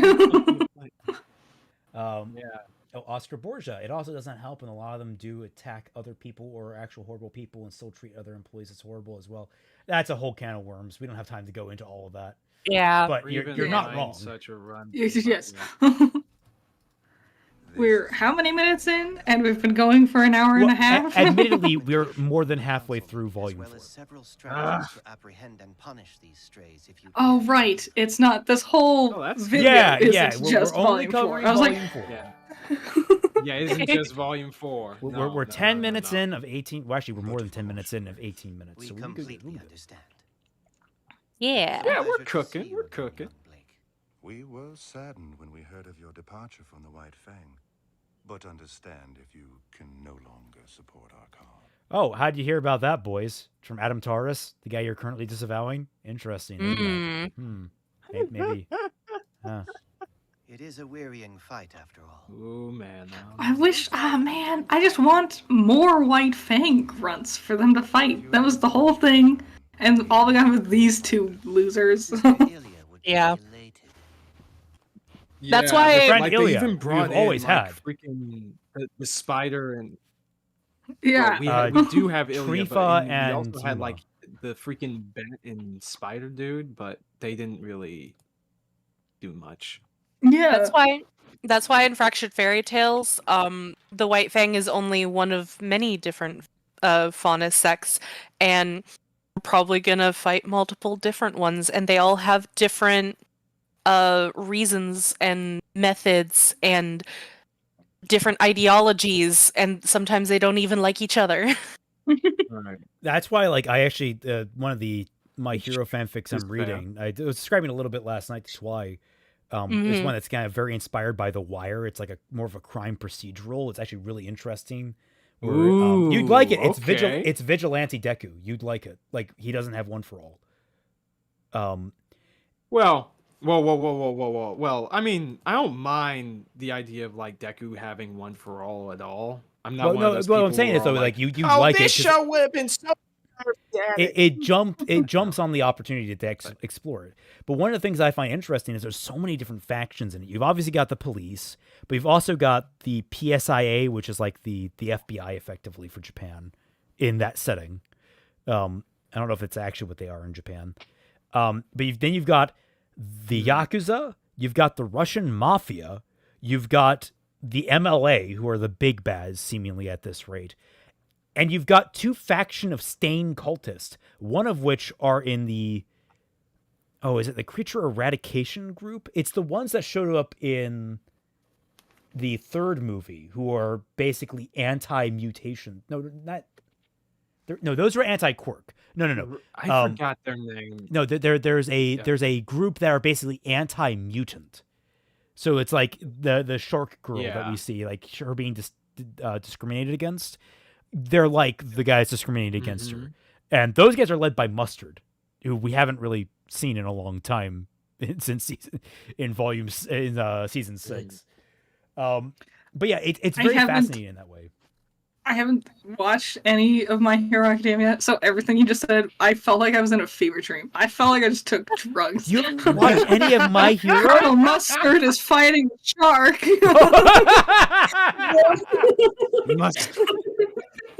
I'm just imagining like a Mustard just pulling a freaking what's that story about the whale? What's that story about the whale? Ahab. Why am I forgetting it? Yeah, Moby Ahab, Dick? like Ahab Mustard just diving. Philip Swartz, the cult aspect of the White Fang in Volume 4 confuses me. It confuses everyone, man. It's really a weird addition. Oh yeah, so it is, the Public Security Intelligence Agency is the PSIA. Okay, that makes sense. I feel like Rooster Teeth realized they weren't doing the faunus thing very well, and then they just really struggled with it, and just kept trying and failing at various things before eventually abandoning it. Because that won't infuriate even more of a demographic.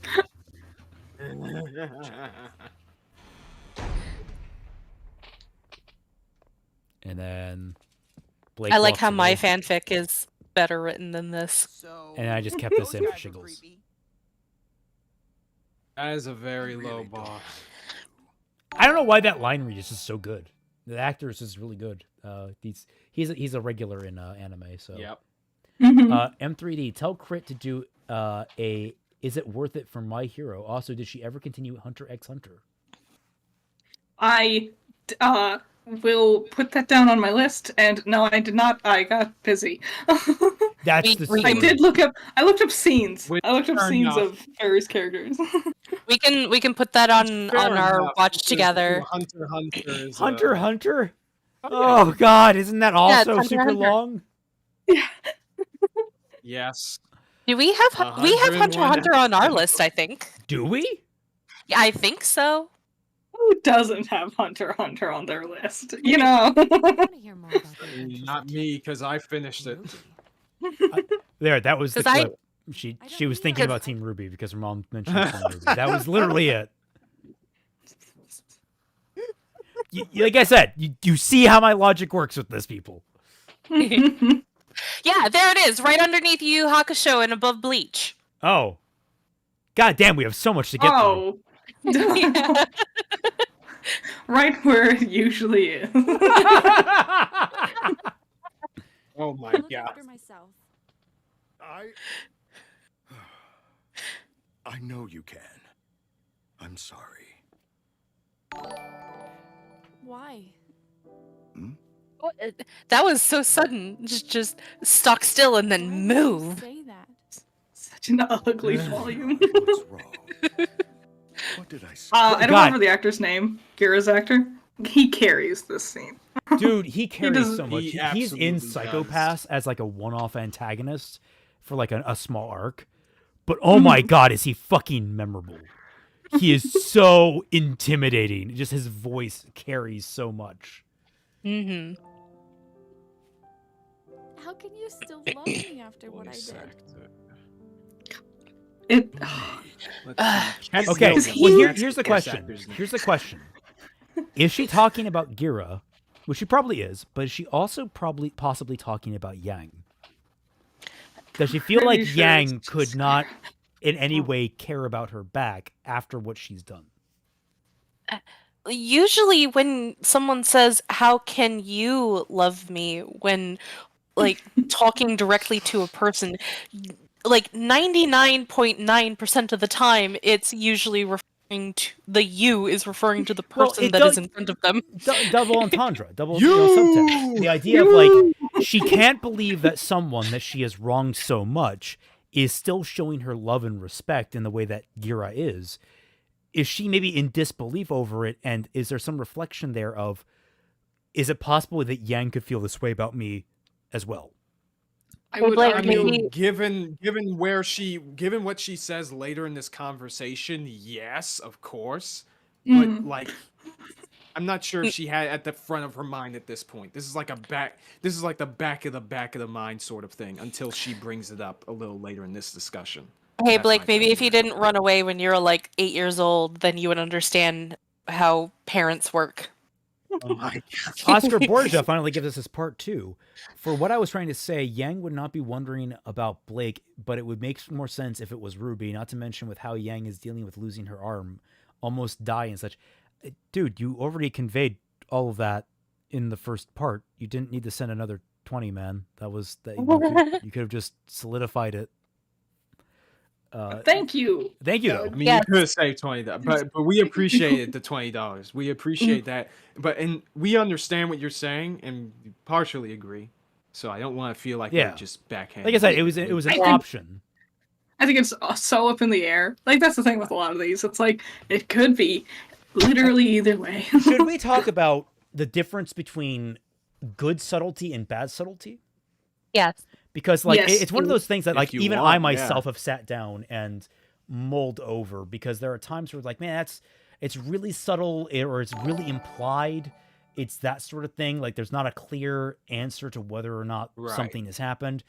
That, at what point does it go from being good to bad? Because typically I appreciate subtlety. I think subtlety is still noticeable.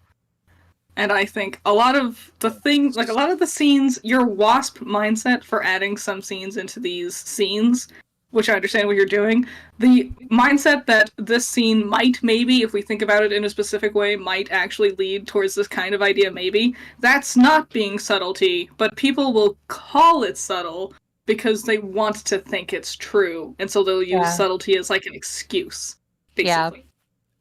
Right. Yeah, that's, in fact, I'm pretty sure we just labored on that same point like last stream. It's sort of like semi-headcanon mindset. Like the line remember between last week? actual subtlety based on... I barely remember 2 days ago, man. the last stream. Well, you know, again, I'm the robot here. It's my job to remember these things. Anyways, freaking...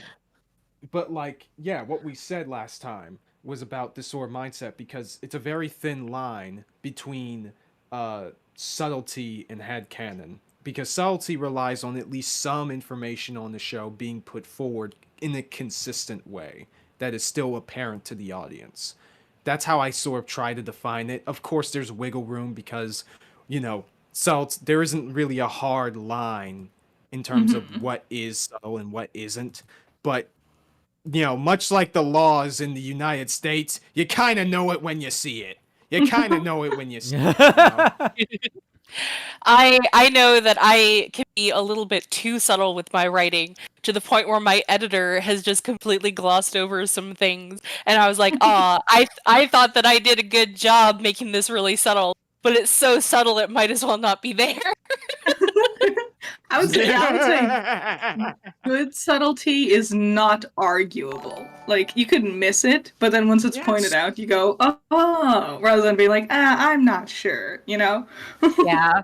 I'm trying to think of a good example of, like, say, from Arcane, a level of subtlety. Something that could be...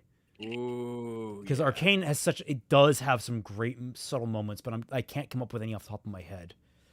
What about Edeka 7's? Watching that. Oh God! I mean, the problem is there's so much that goes on. I'm trying to think of like these specific.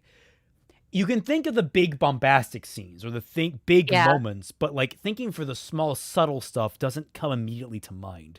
So it's like I'm sorting through like where little subtle stuff would be. I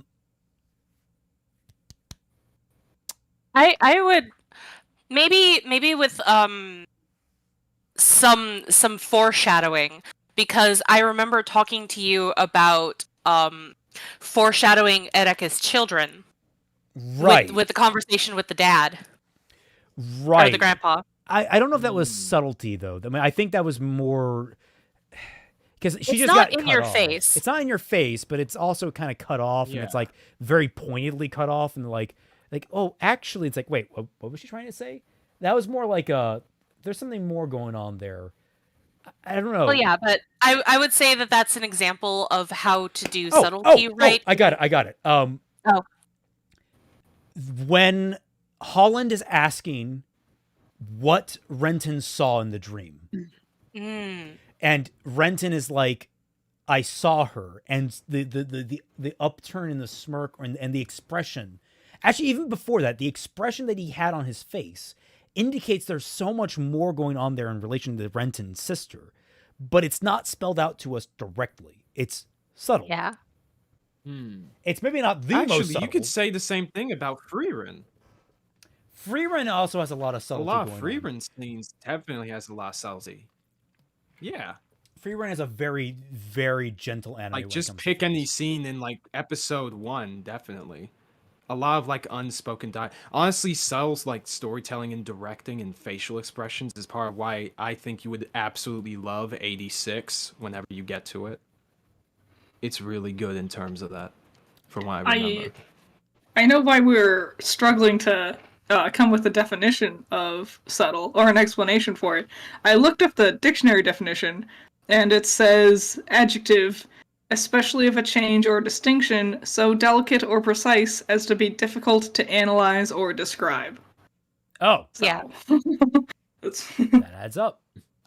Yep. So, unfortunately, so. that means that subtlety can be used as a cudgel by those that want to force a point. Yeah. Yeah. Oh, Right. Here's a good example of bad subtlety. There was a guy, this is a bizarre thing that happened in the Silent Hill fandom, known as, you guys are going to be fucking, your jaws are going to be on the floor, known as Circumcision Gate. Where there was this guy who was a moderator on the Silent Hill Wikipedia that was constantly going through different Wikipedia articles, adding to different characters and plot threads in Silent Hill details that indicated that it was all about the evils of circumcision in America. And literally everyone was like, what the fuck? What? I think you told me about this It one. is one of the most bizarre happenings in any fandom I have ever heard about. There is more detail if anyone wants to know more about some of the weird controversies in Silent Hill. There is a great video done by Dina Natalie, who does occasionally the Game Den, where she covers like Silent Hill and the like, but she mostly does the Film Den, where she covers like movies like Hellraiser and Halloween and that kind of stuff. No, she does a lot of Silent Hill stuff, and she covered this particular topic. It's how I learned about it, and she goes into a pretty good amount of detail about just this guy trying to read so deeply into Silent Hill, this anti-circumcision message. Meanwhile, everyone was like, dude, it's from Japan. They don't really have that there. Dude, oh wait, you know what? That reminds me. There's this video that is also an example of bad subtlety. And Periodic Pete, if you're still in the chat, I blame you for this. He showed me a video of this guy who was reviewing Cyberpunk Edge Runners, okay? And you would think, okay, this is all right, just a Cyberpunk Edge Runners review. All right, good stuff. Until the guy starts talking. He's trying to say that freaking it has an anti-Christian message. Because freaking David has the fucking crucifix necklace that he always wears.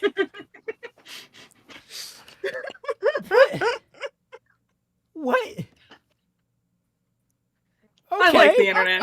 They make me laugh. The internet is just, let's not go there. It's a silly place. Your mother and I will always love you. You were right. I shouted at you and yelled at you, but you were right. I called you cowards. It's okay. Would be nice to see that in a flashback. Instead of them talking about it. Okay, we do have to be careful about, like, I wish judge. we had seen that kind of stuff, because we don't want to become like future stories, all right? He Oh my hates God. flashback though. He just yeah, but like, I mean, just the idea of seeing it. He wants to show the story from the characters' parents meeting and falling in love and conceiving the main characters and them growing up. It's And really then weird the when story it starts.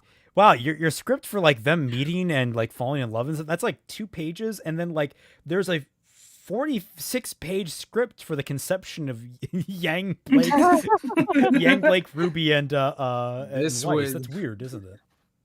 Why? This would fail the Kaiser so, bridge so test sorry. 100%. Blake, Also, it's fine.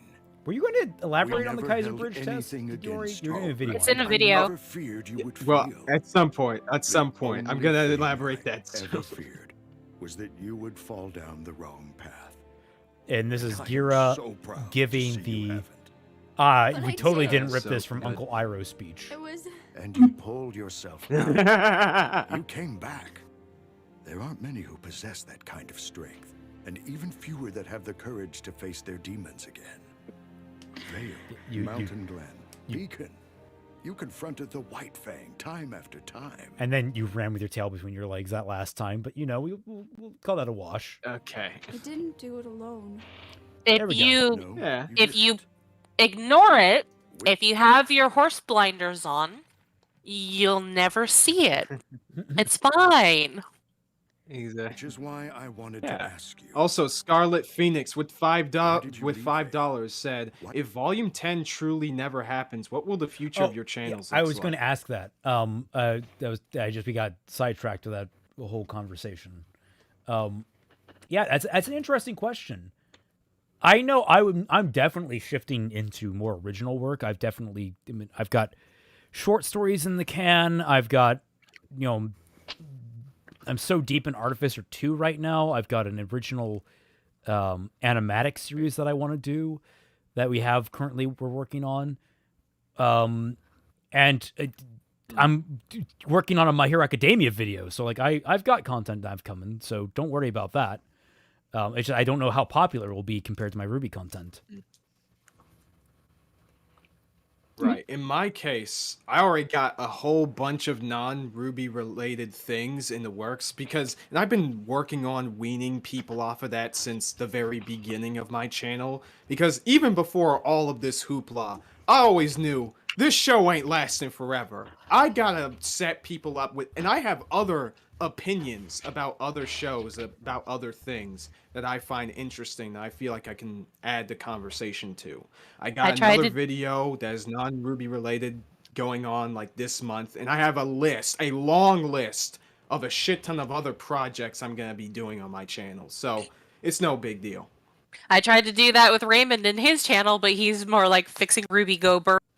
Yeah, to answer your question, Josh, yeah, fixing RWBY is going to complete the series. Even if they don't finish RWBY, we will. Don't worry. That's. I mean, once we know that they won't be finishing RWBY, We like finished RWBY, so you don't have to. I mean, honestly, yeah, finishing RWBY is very much a possibility at this rate.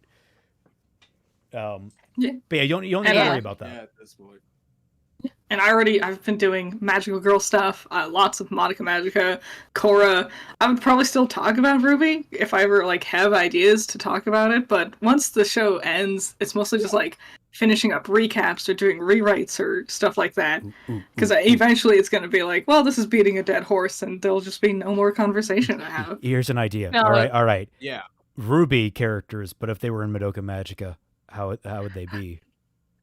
Oh my! They probably wouldn't live very long. I'm gonna be honest. Well, I mean, hey, that's interesting to explore. Dude, I know a bunch of series. I know a bunch of shows that they would definitely not last in. Like Team RWBY would never last in World Trigger, not even for a second. These freaking idiots know nothing about strategy. Oh, imagine Team RWBY fighting against a monster like Zelos. They wouldn't last long at all. Fuck, God. Someone would run their mouth, piss off Zelos. Oscar He would just Borgia, end no, it. don't put them in Devilman. They die in 2 seconds. I've never watched Madoka Magica, but I think this would not end well. Watch Madoka Magica. I always recommend Madoka Magica. I love it. Yes.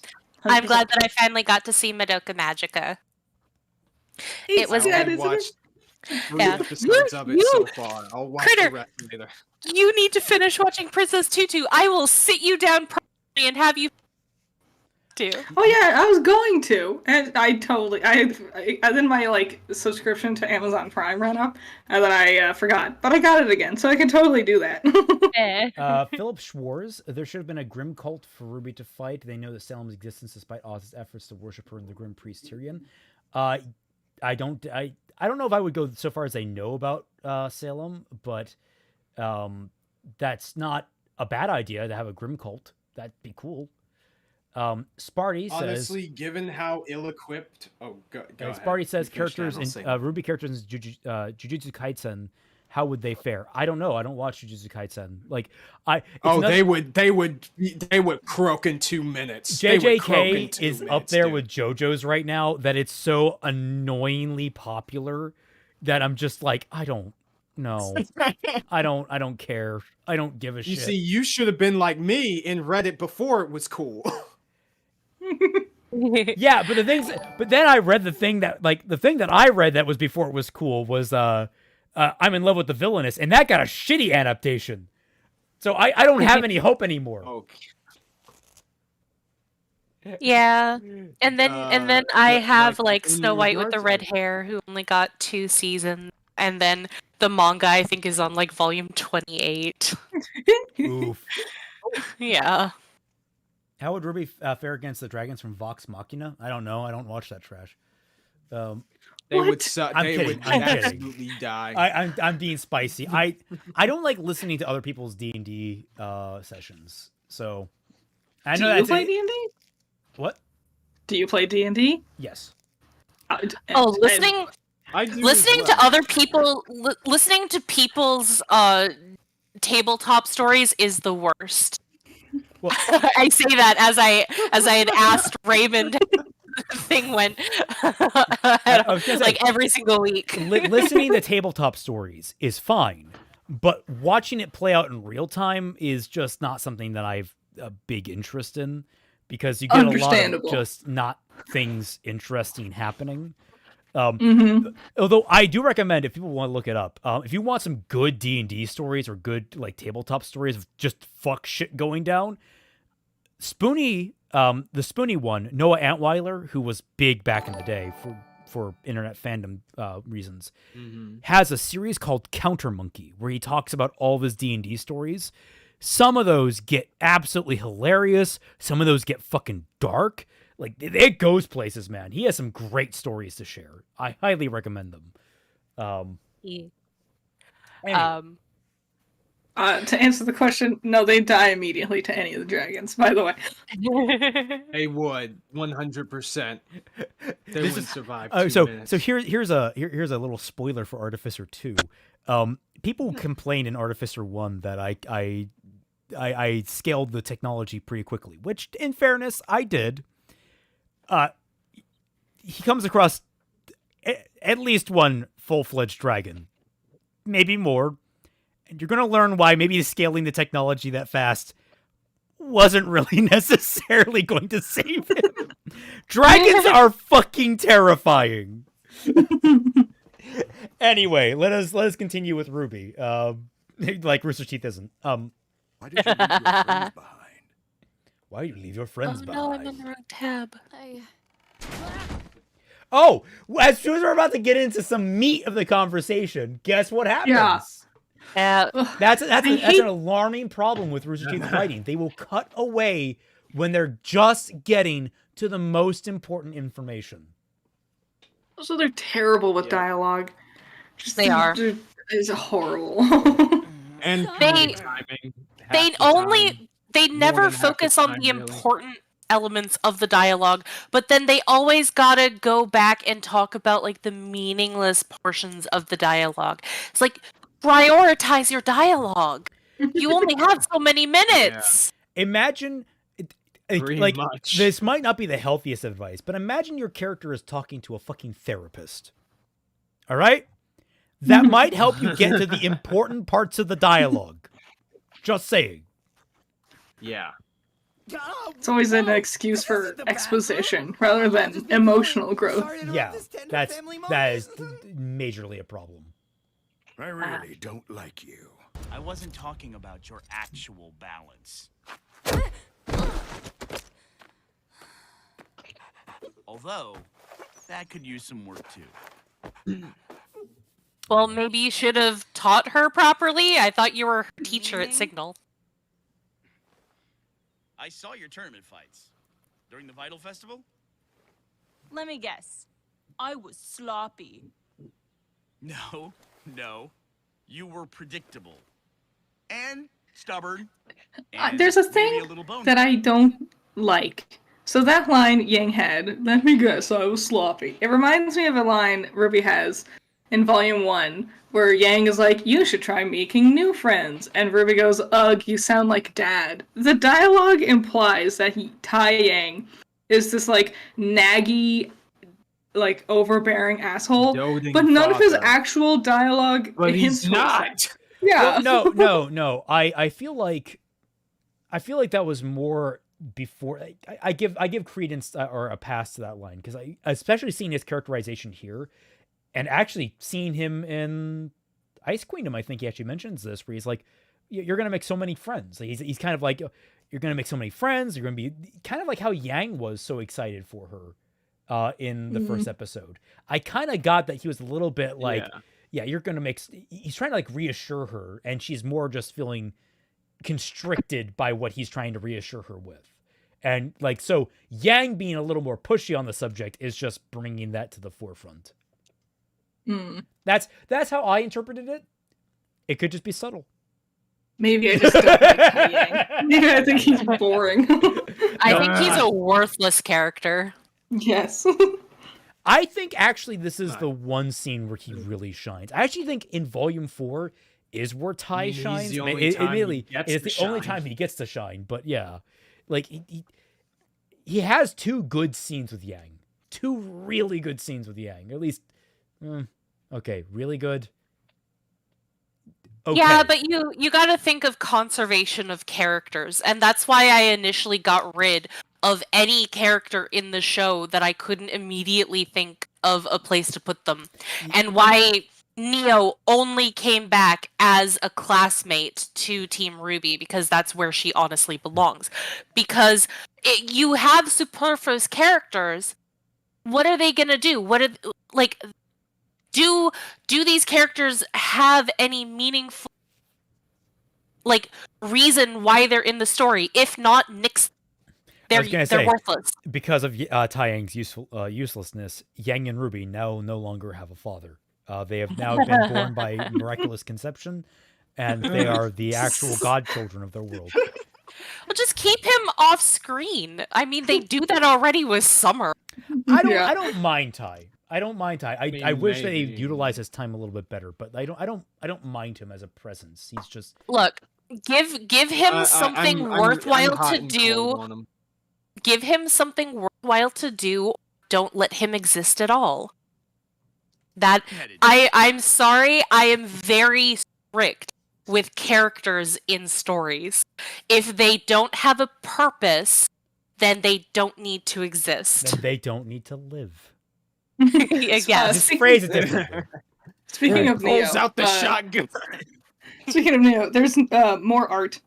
Kaiser posted it to. Oh, was it? Yeah, I saw that. Was it Puppet Neo? Yeah. Yes. I love it. It's cute. Oh, I'm in the art tab just when Dead Rights posts Shion asked me, do you honestly think that Tai Yang has enough game to get both Summer and Raven? No. I mean, Summer seems like the easy part. I don't know about Raven. Oh, no, you like, if they just explained, Yang was the result of a one-night fling, I would believe it. That is, I do not believe it would be because of his Riz. I would believe it's because Raven got drunk. It was a one-time thing, and the condom broke. Okay. Like I could see Tai like hitting on her constantly throughout their years at Beacon, and then just one night while they're like celebrating like maybe graduation or something, she's like getting sloshed, and he's like, "So baby, how about?" And she just grabs him by the collar and is like, "You, me, that bed now." And like that's the story. And then now they had 9 months later, he got well, depending on her intelligence, maybe a few months earlier than that. No,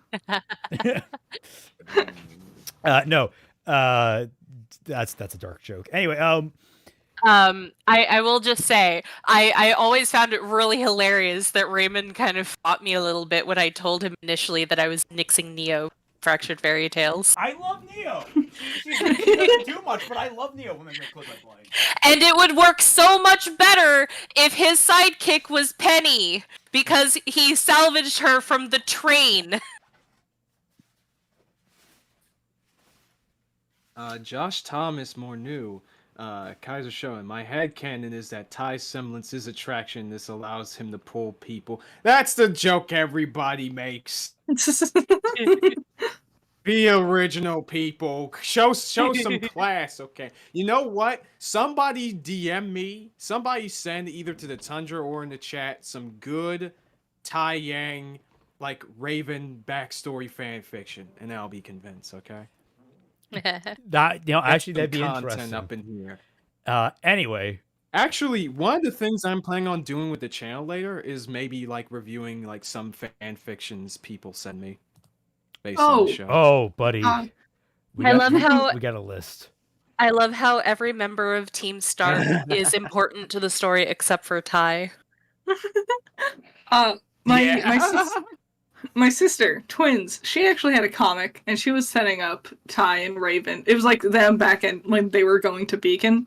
And her plan was that Ty would be kind of like a flirt to everybody. Yeah. And he'd be using dumb puns to try to flirt with everyone. And Raven would, like, not be into it. And then eventually, he would stop trying to flirt with her because she wouldn't be into it. And then that would make her realize she did like having the attention. And so she'd be, like, realizing she did like it. I totally see that's how that. she would do it. I actually totally see that. Yeah. Yeah. Yeah, 100%. Okay. Do you realize Also, that you used your semblance if I BRB. talk so loudly that Discord just mutes me, I'm sorry. Me using my semblance any different than someone else using theirs? Caleb, season 6, not I liked it. everyone It has else's is issues, but I basically a liked it. temper tantrum. I'm serious. Once you take damage, Dude, you can dish oh it back right. twice Before as I hard, but do that my doesn't thing. make you invincible.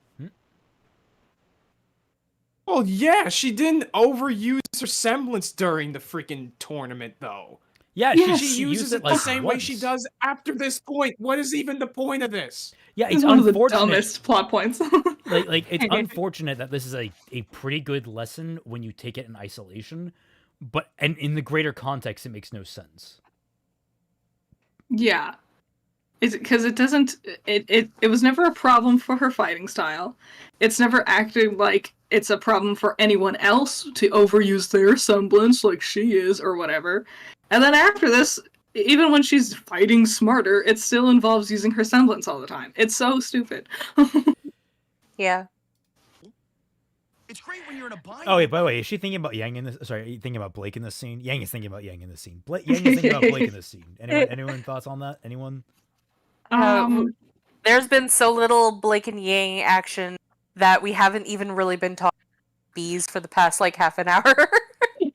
You could like argue because she's thinking about her skills as a fighter. She's thinking about that scene when her arm got cut, which is tangentially related to Blake. But like, I don't know. And it's not again. What are we thinking? Not anything positive about Blake.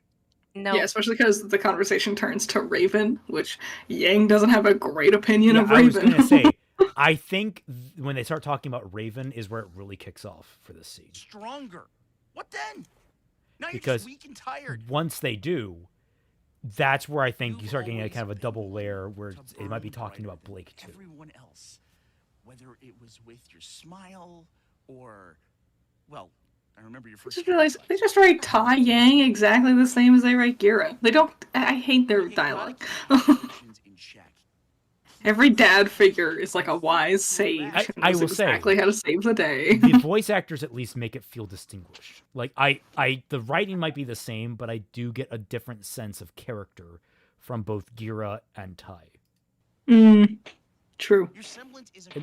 Bernie, I love Bernie's voice acting. I mean, Church was my favorite character in RWBY up to volume, until he became a orb. Obviously. I'll take your word for it. I'm still never gonna watch RWBY. Have your mom's stubbornness. I liked the Reds, and they never got to do anything.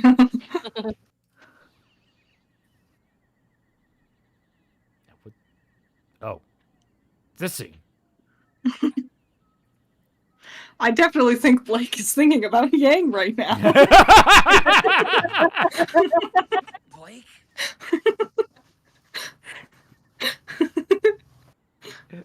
This is why, son. This is why I left them all behind. What are you... Wait. Where am I? I'm back with lasagna. I am done. Lasagna. Welcome back. Nice. You're I back made a with hit vegetarian voice actor lasagna Vic yesterday. Lasagna? Oh my god. I didn't know we had a guest star. We're gonna get canceled if we go to the wrong people. Do you think I like being alone?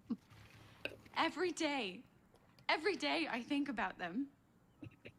RWBY, Weiss, Yang. They were my friends. I love them like I never thought I could love anybody. And I hope they hate me for leaving. He's just talking about all of Team RWBY, not Yep, just this Yang. is a I would say a very clear friendship thing. Yeah. Though, do we want to put note on the warble in her voice? I think that is a decision Aaron made, because Aaron does publicly ship Blake and Yang, so probably she wanted to like lean into it a little bit. Whether it was intentional on the writer's half, who cares? Well, I would also remember the whole thing between Blake and Yang is now stained with her guilt. Yep. There's also the Yeah. possibility that it's just her finishing off her statement because she's the emotions of leaving her friends behind has built up over the course of that sentence. So the warble in there could arguably be just her being emotional over that scene is tainted to me by Zell's video essayist voice. Oh god. I will never be able to unsee Zell's weird 3D model undulating at the screen, hip thrusting violently as he's describing in the most gratuitous, like disgustingly, like, oh god, I don't even know how to describe it. Detail the kiss between her and Blake, Yang and Blake. It's oh god.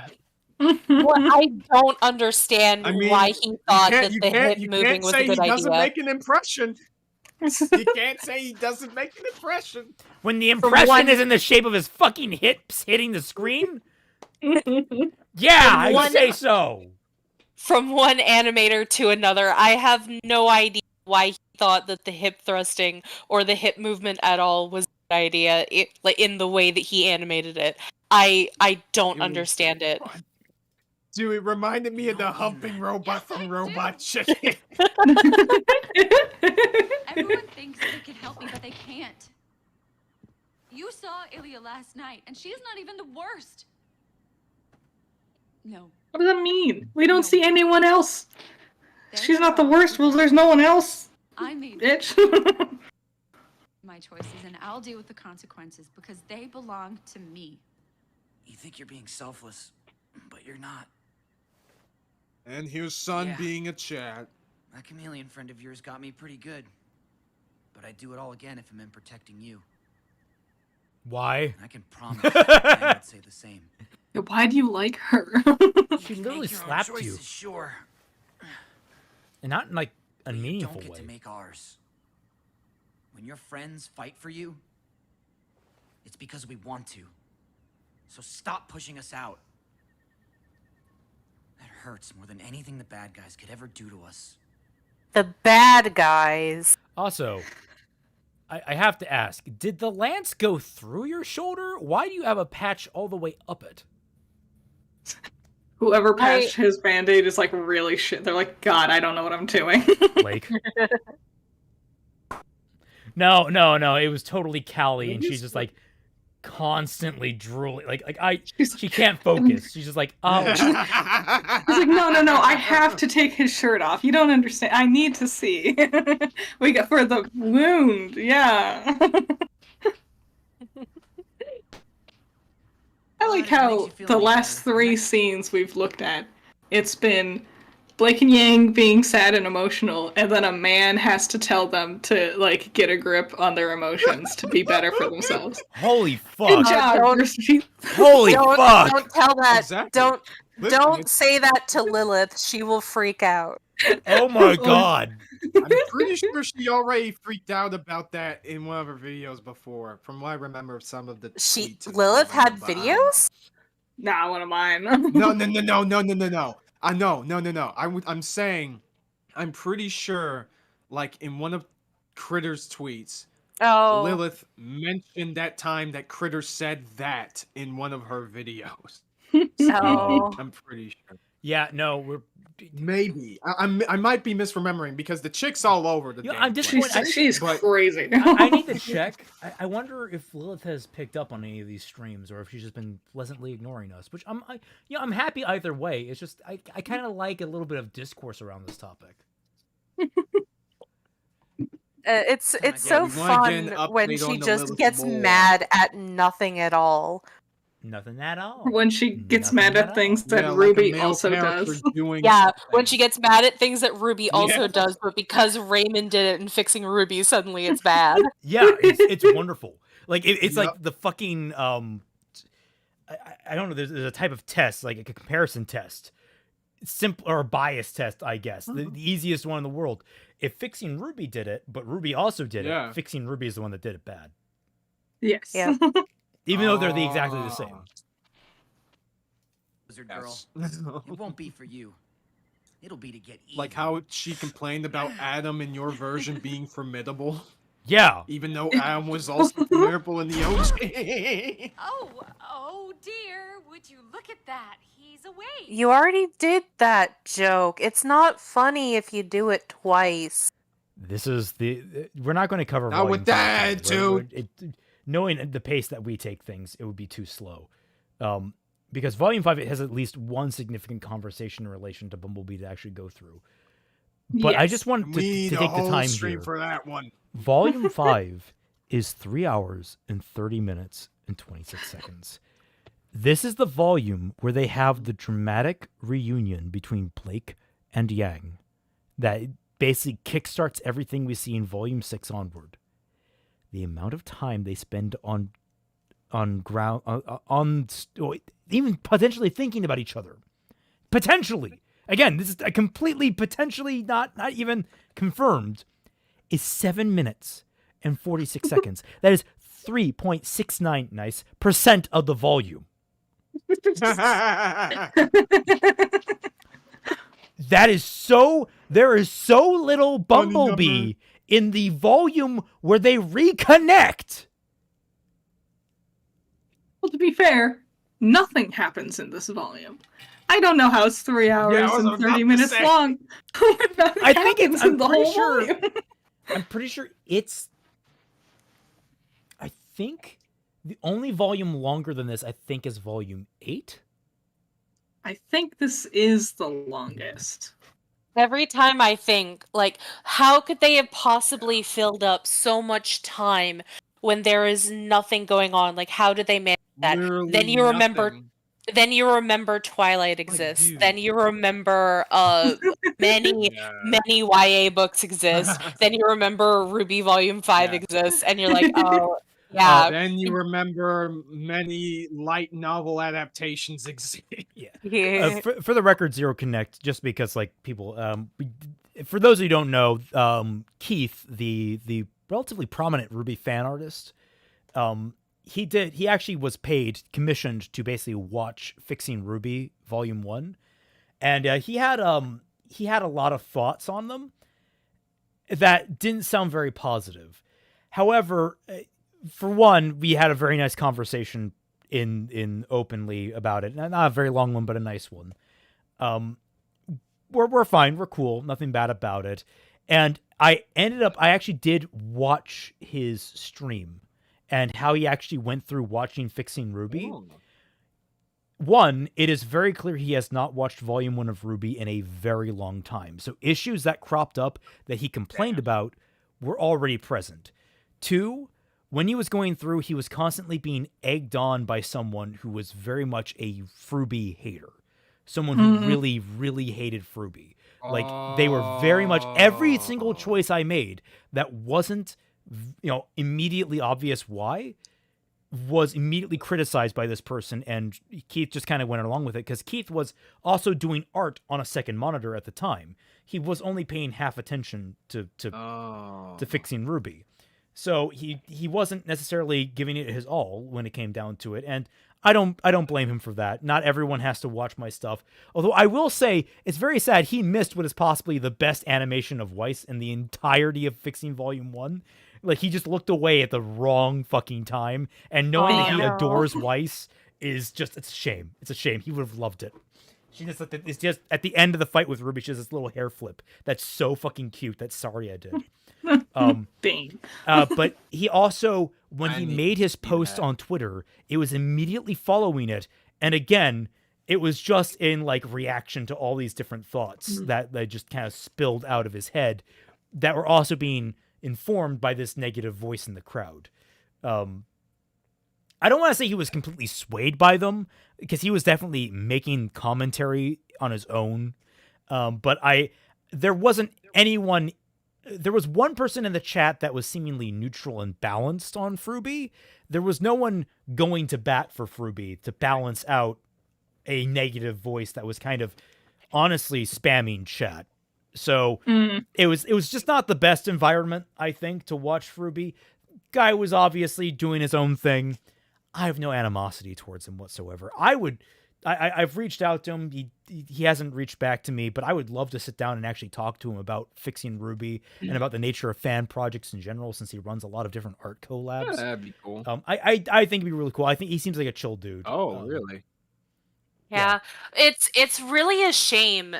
And like, it's part of the reason why I got involved kind of in the outside fandom, like outside of the Tundra in the first place, that it's so surprising to me that there is such a large group of people that just have this vitriolic hate for Fixing RWBY. And it's like, it's a fan fiction. Like, why do you get up in arms over a fan fiction to the point where you have to lie about it in order to get people to also hate it? Like, that was the reason why I was on time in the first place, was just to combat her lies and say, like, this, like, why does she have to actively lie about the show if it is as bad as she claims that it is? Yeah, especially because, like, fan fiction, it's just for fun. But all of RWBY, Zero, do not bother him. Do not. This was not any. This was just me talking about it and addressing the fact that people would probably want to know my thoughts on that. We're cool. Everything's fine.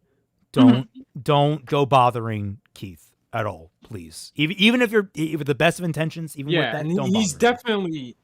He's a busy guy. He's a busy guy. Then he's definitely number one, he's a busy guy. Number two, like, he's definitely not one of these like absolutely schizophrenic like haters or anything like that, or really bad faith people from the sounds of things. Anyways, I've saw the same tweets and I made certain statements surrounding a lot of the reactions from it, which some of you have probably already seen, but like, he's definitely not like all that rancid. So when we're talking about people who are bad faith about the show, we're not talking about that guy. Yeah, keep this. Yeah, no. I'm hoping we're not.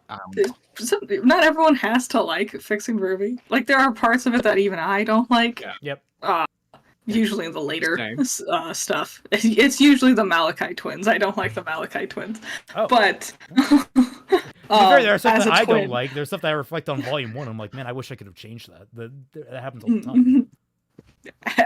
As a twin, I'm not a fan of the trope you've gone with. But that's like you can be critical of something. That's fair. Like, it's fine if you're critical of something. Like, so long as you're not like mean. Yeah. Like, when we talk about Lilith will like hate watch, kind of hate watch Fixing RWBY to spread lies about it.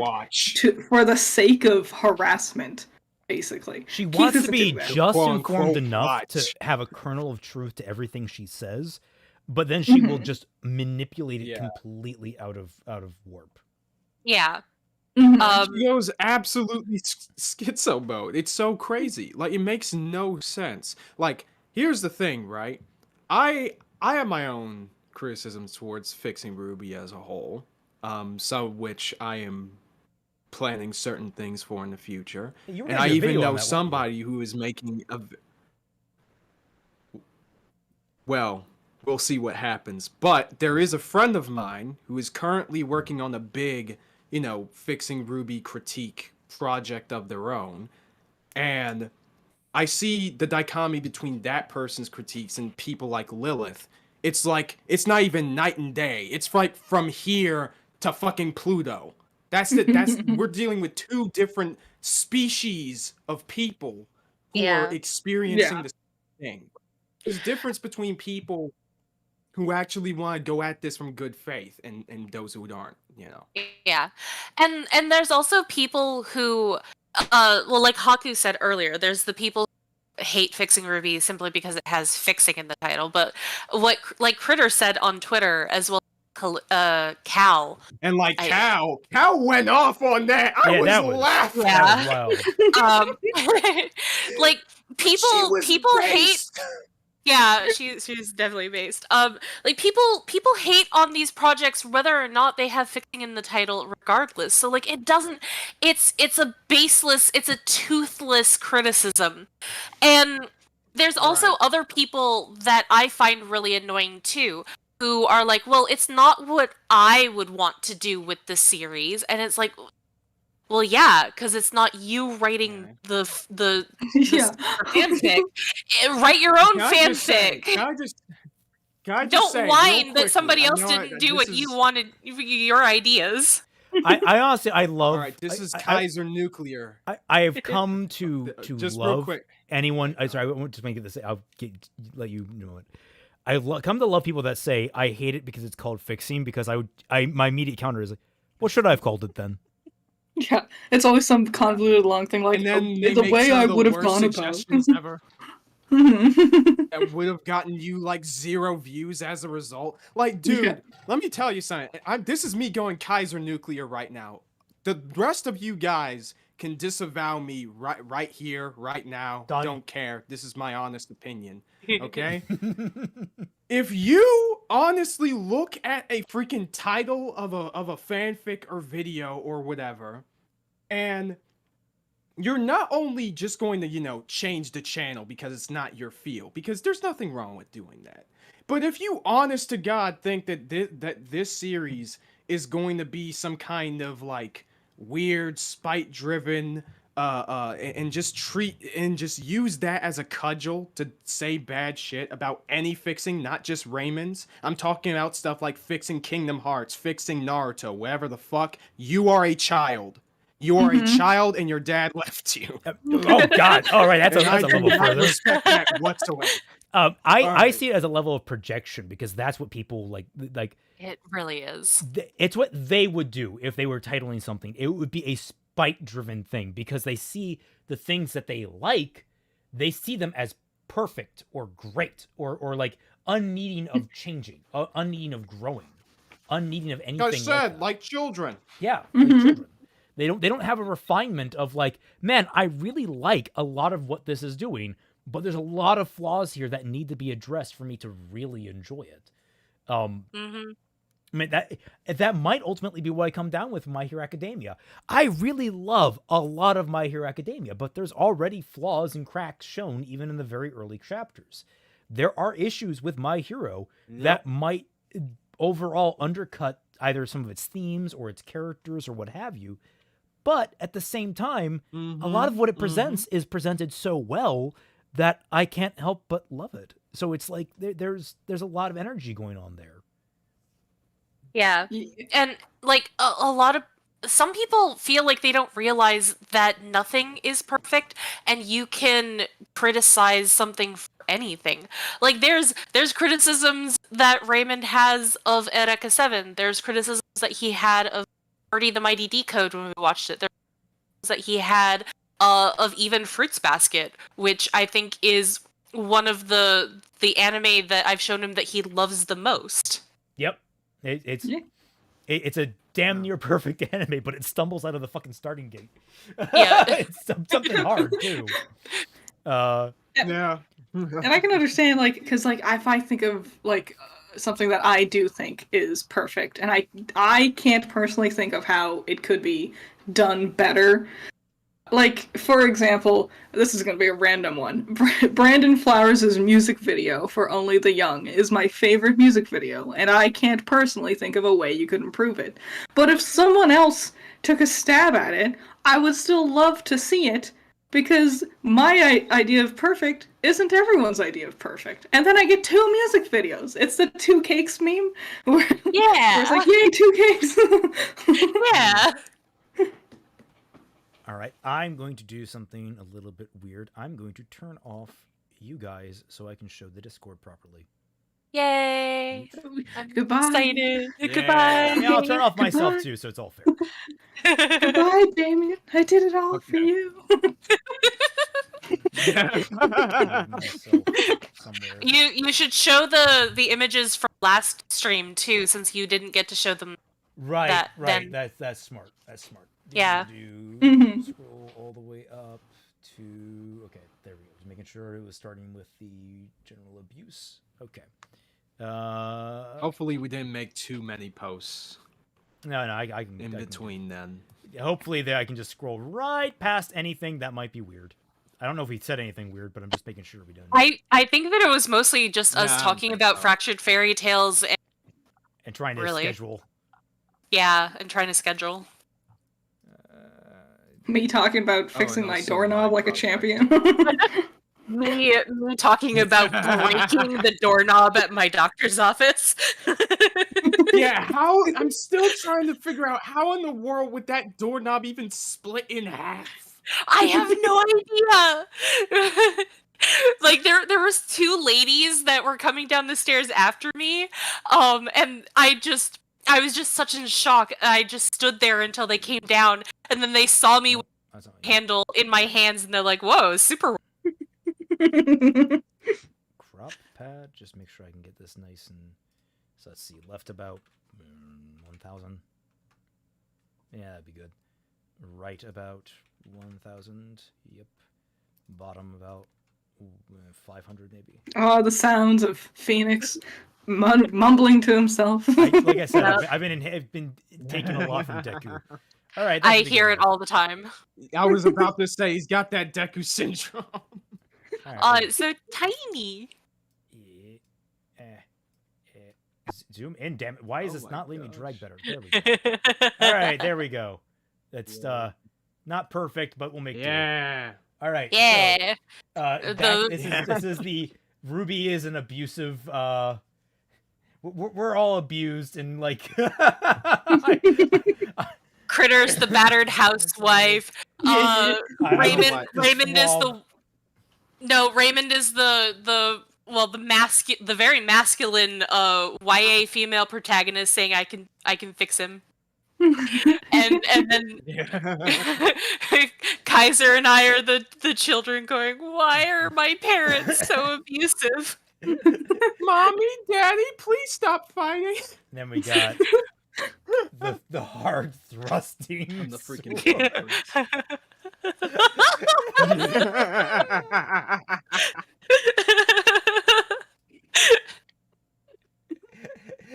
It's great. Oh. Scroll down. We have I was trying to look back to see what that comment was. I think it was very early on last stream. Oh, it was super early. Yeah, yeah, it was super early. Got Yang in her glasses, and then we go down. We've got Yang Lee both Williams. of the glasses. Oh, I gotta actually crop. Oh yeah, they made like these glasses and then the other ones. Yeah. Then we got the other ones too. They're like more along lines what they were trying. 400. 450. She looks so good in glasses. She could wear it. I keep picturing her in the ones that the AI girl wears in Across the Spider-Verse. I don't remember her name. The big heart-shaped glasses. Yeah. I'm like that. Yes. Yeah, those look really good on her. It would be 400. Okay, there we go. That's what I needed. There we go. Yeah. That's her with a chainsaw. Damn it, this is all these are made by Dedorex. Yeah, 525. He's a really great, funny artist. He's very committed to this stuff. So if y'all ever want to like have commissions from him, definitely get on his Twitter. I might actually link it to chat. Adam Zilk. Cursed idea. Someone draw Celtic Phoenix avatar as Magician Reds from JoJo. I don't get that reference. Sorry. I don't either. I get it. Someone draw. Oh yeah, 4. I get it because the thing about Magician's Red is that he is literally a anthropomorphic flaming chicken. That makes sense. That's what Magician's Red looks like. Oscar Borgia says, I have to go take care of everyone. I might be back before I do. I have a problem with Weiss and Yang about Blake because Yang has every right to be mad at her and not deal with her. It makes no sense for Yang to need her. Don't worry, that's next stream. Which hopefully we'll get to that. We'll get there. We'll get to that. The more I think about Yang, the more I ship her with Weiss. Yeah. We have Yang the Stampede, which is amazing. I love Yang the Stampede. It's so good. Honestly, honest to God, this could be something I can absolutely see Yang actually wearing.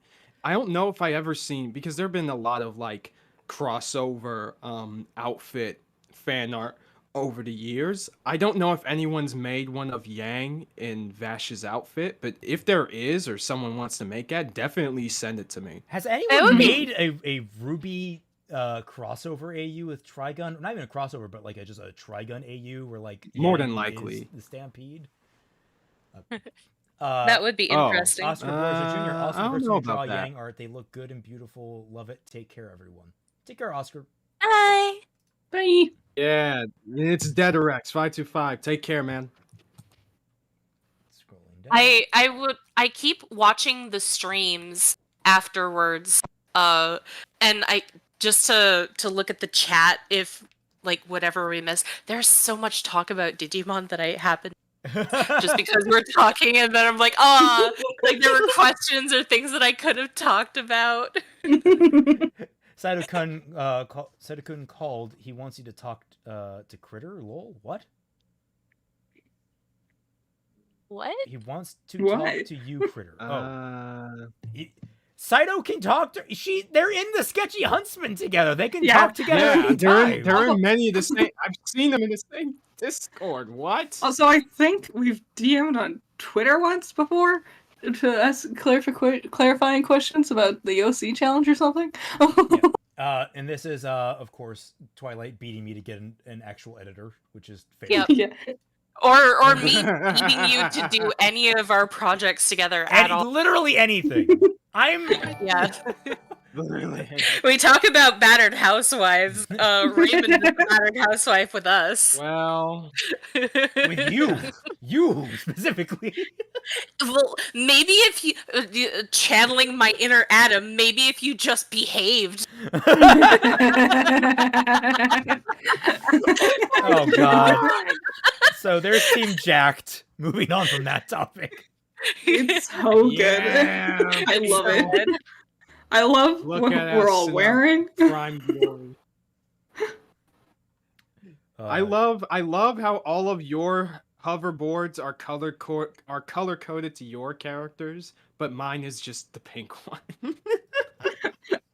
It's probably for contrast's sake. Makes you stand out a little bit more. We have Neo as Billy the puppet. Yeah. I love that the swirls are different colors too. That is so cute.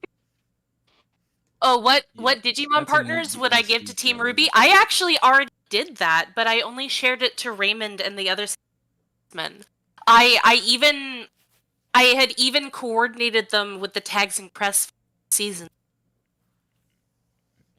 And maybe I'll have to post that on Twitter or something. Finally, yes. Blake throwing Yang away into the trash, where she belongs. Where she? I don't want to play with you anymore. And that is the art for the stream, and that should be Yay! the end of our stream as we kind of get this back on screen here.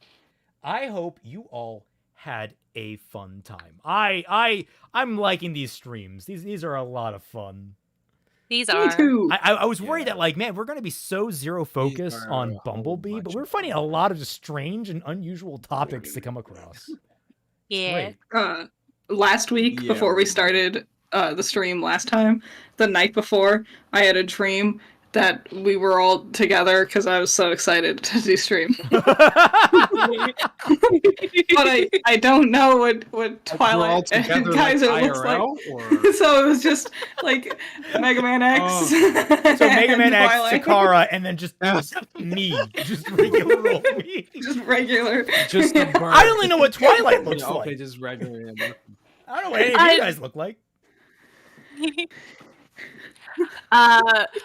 Someone said they would have RWBY have Rosemon Lord no, I gave RWBY Dianamon actually. Because she has a scythe. Okay. I would give Weiss White Pawnmon. Is that his name? White Pawn Chessmon.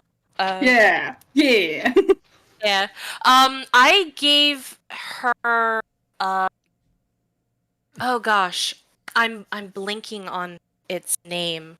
I'm so sorry. I can't remember 1070 Digimon off the top of my head.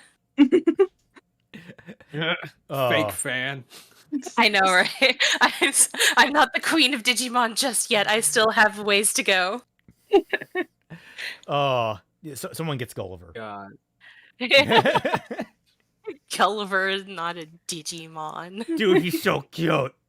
He is cute. If anyone doesn't know, Gulliver from Eureka 7 is like this weird little like. What is it? Some people on the wiki was speculating that it was a badger, like an obese badger. It's this fat, pudgy little thing that weighs a ton, but it's so fucking squishy. I just want one so badly. I hate anime mascot characters because they don't exist. Yeah, I gave Weiss Belucomon, which is one of the newer Digimon. Okay. That. Oh no! Why did I send it to it in group chat? Yeah, he already knows about it. Here, I'll do this.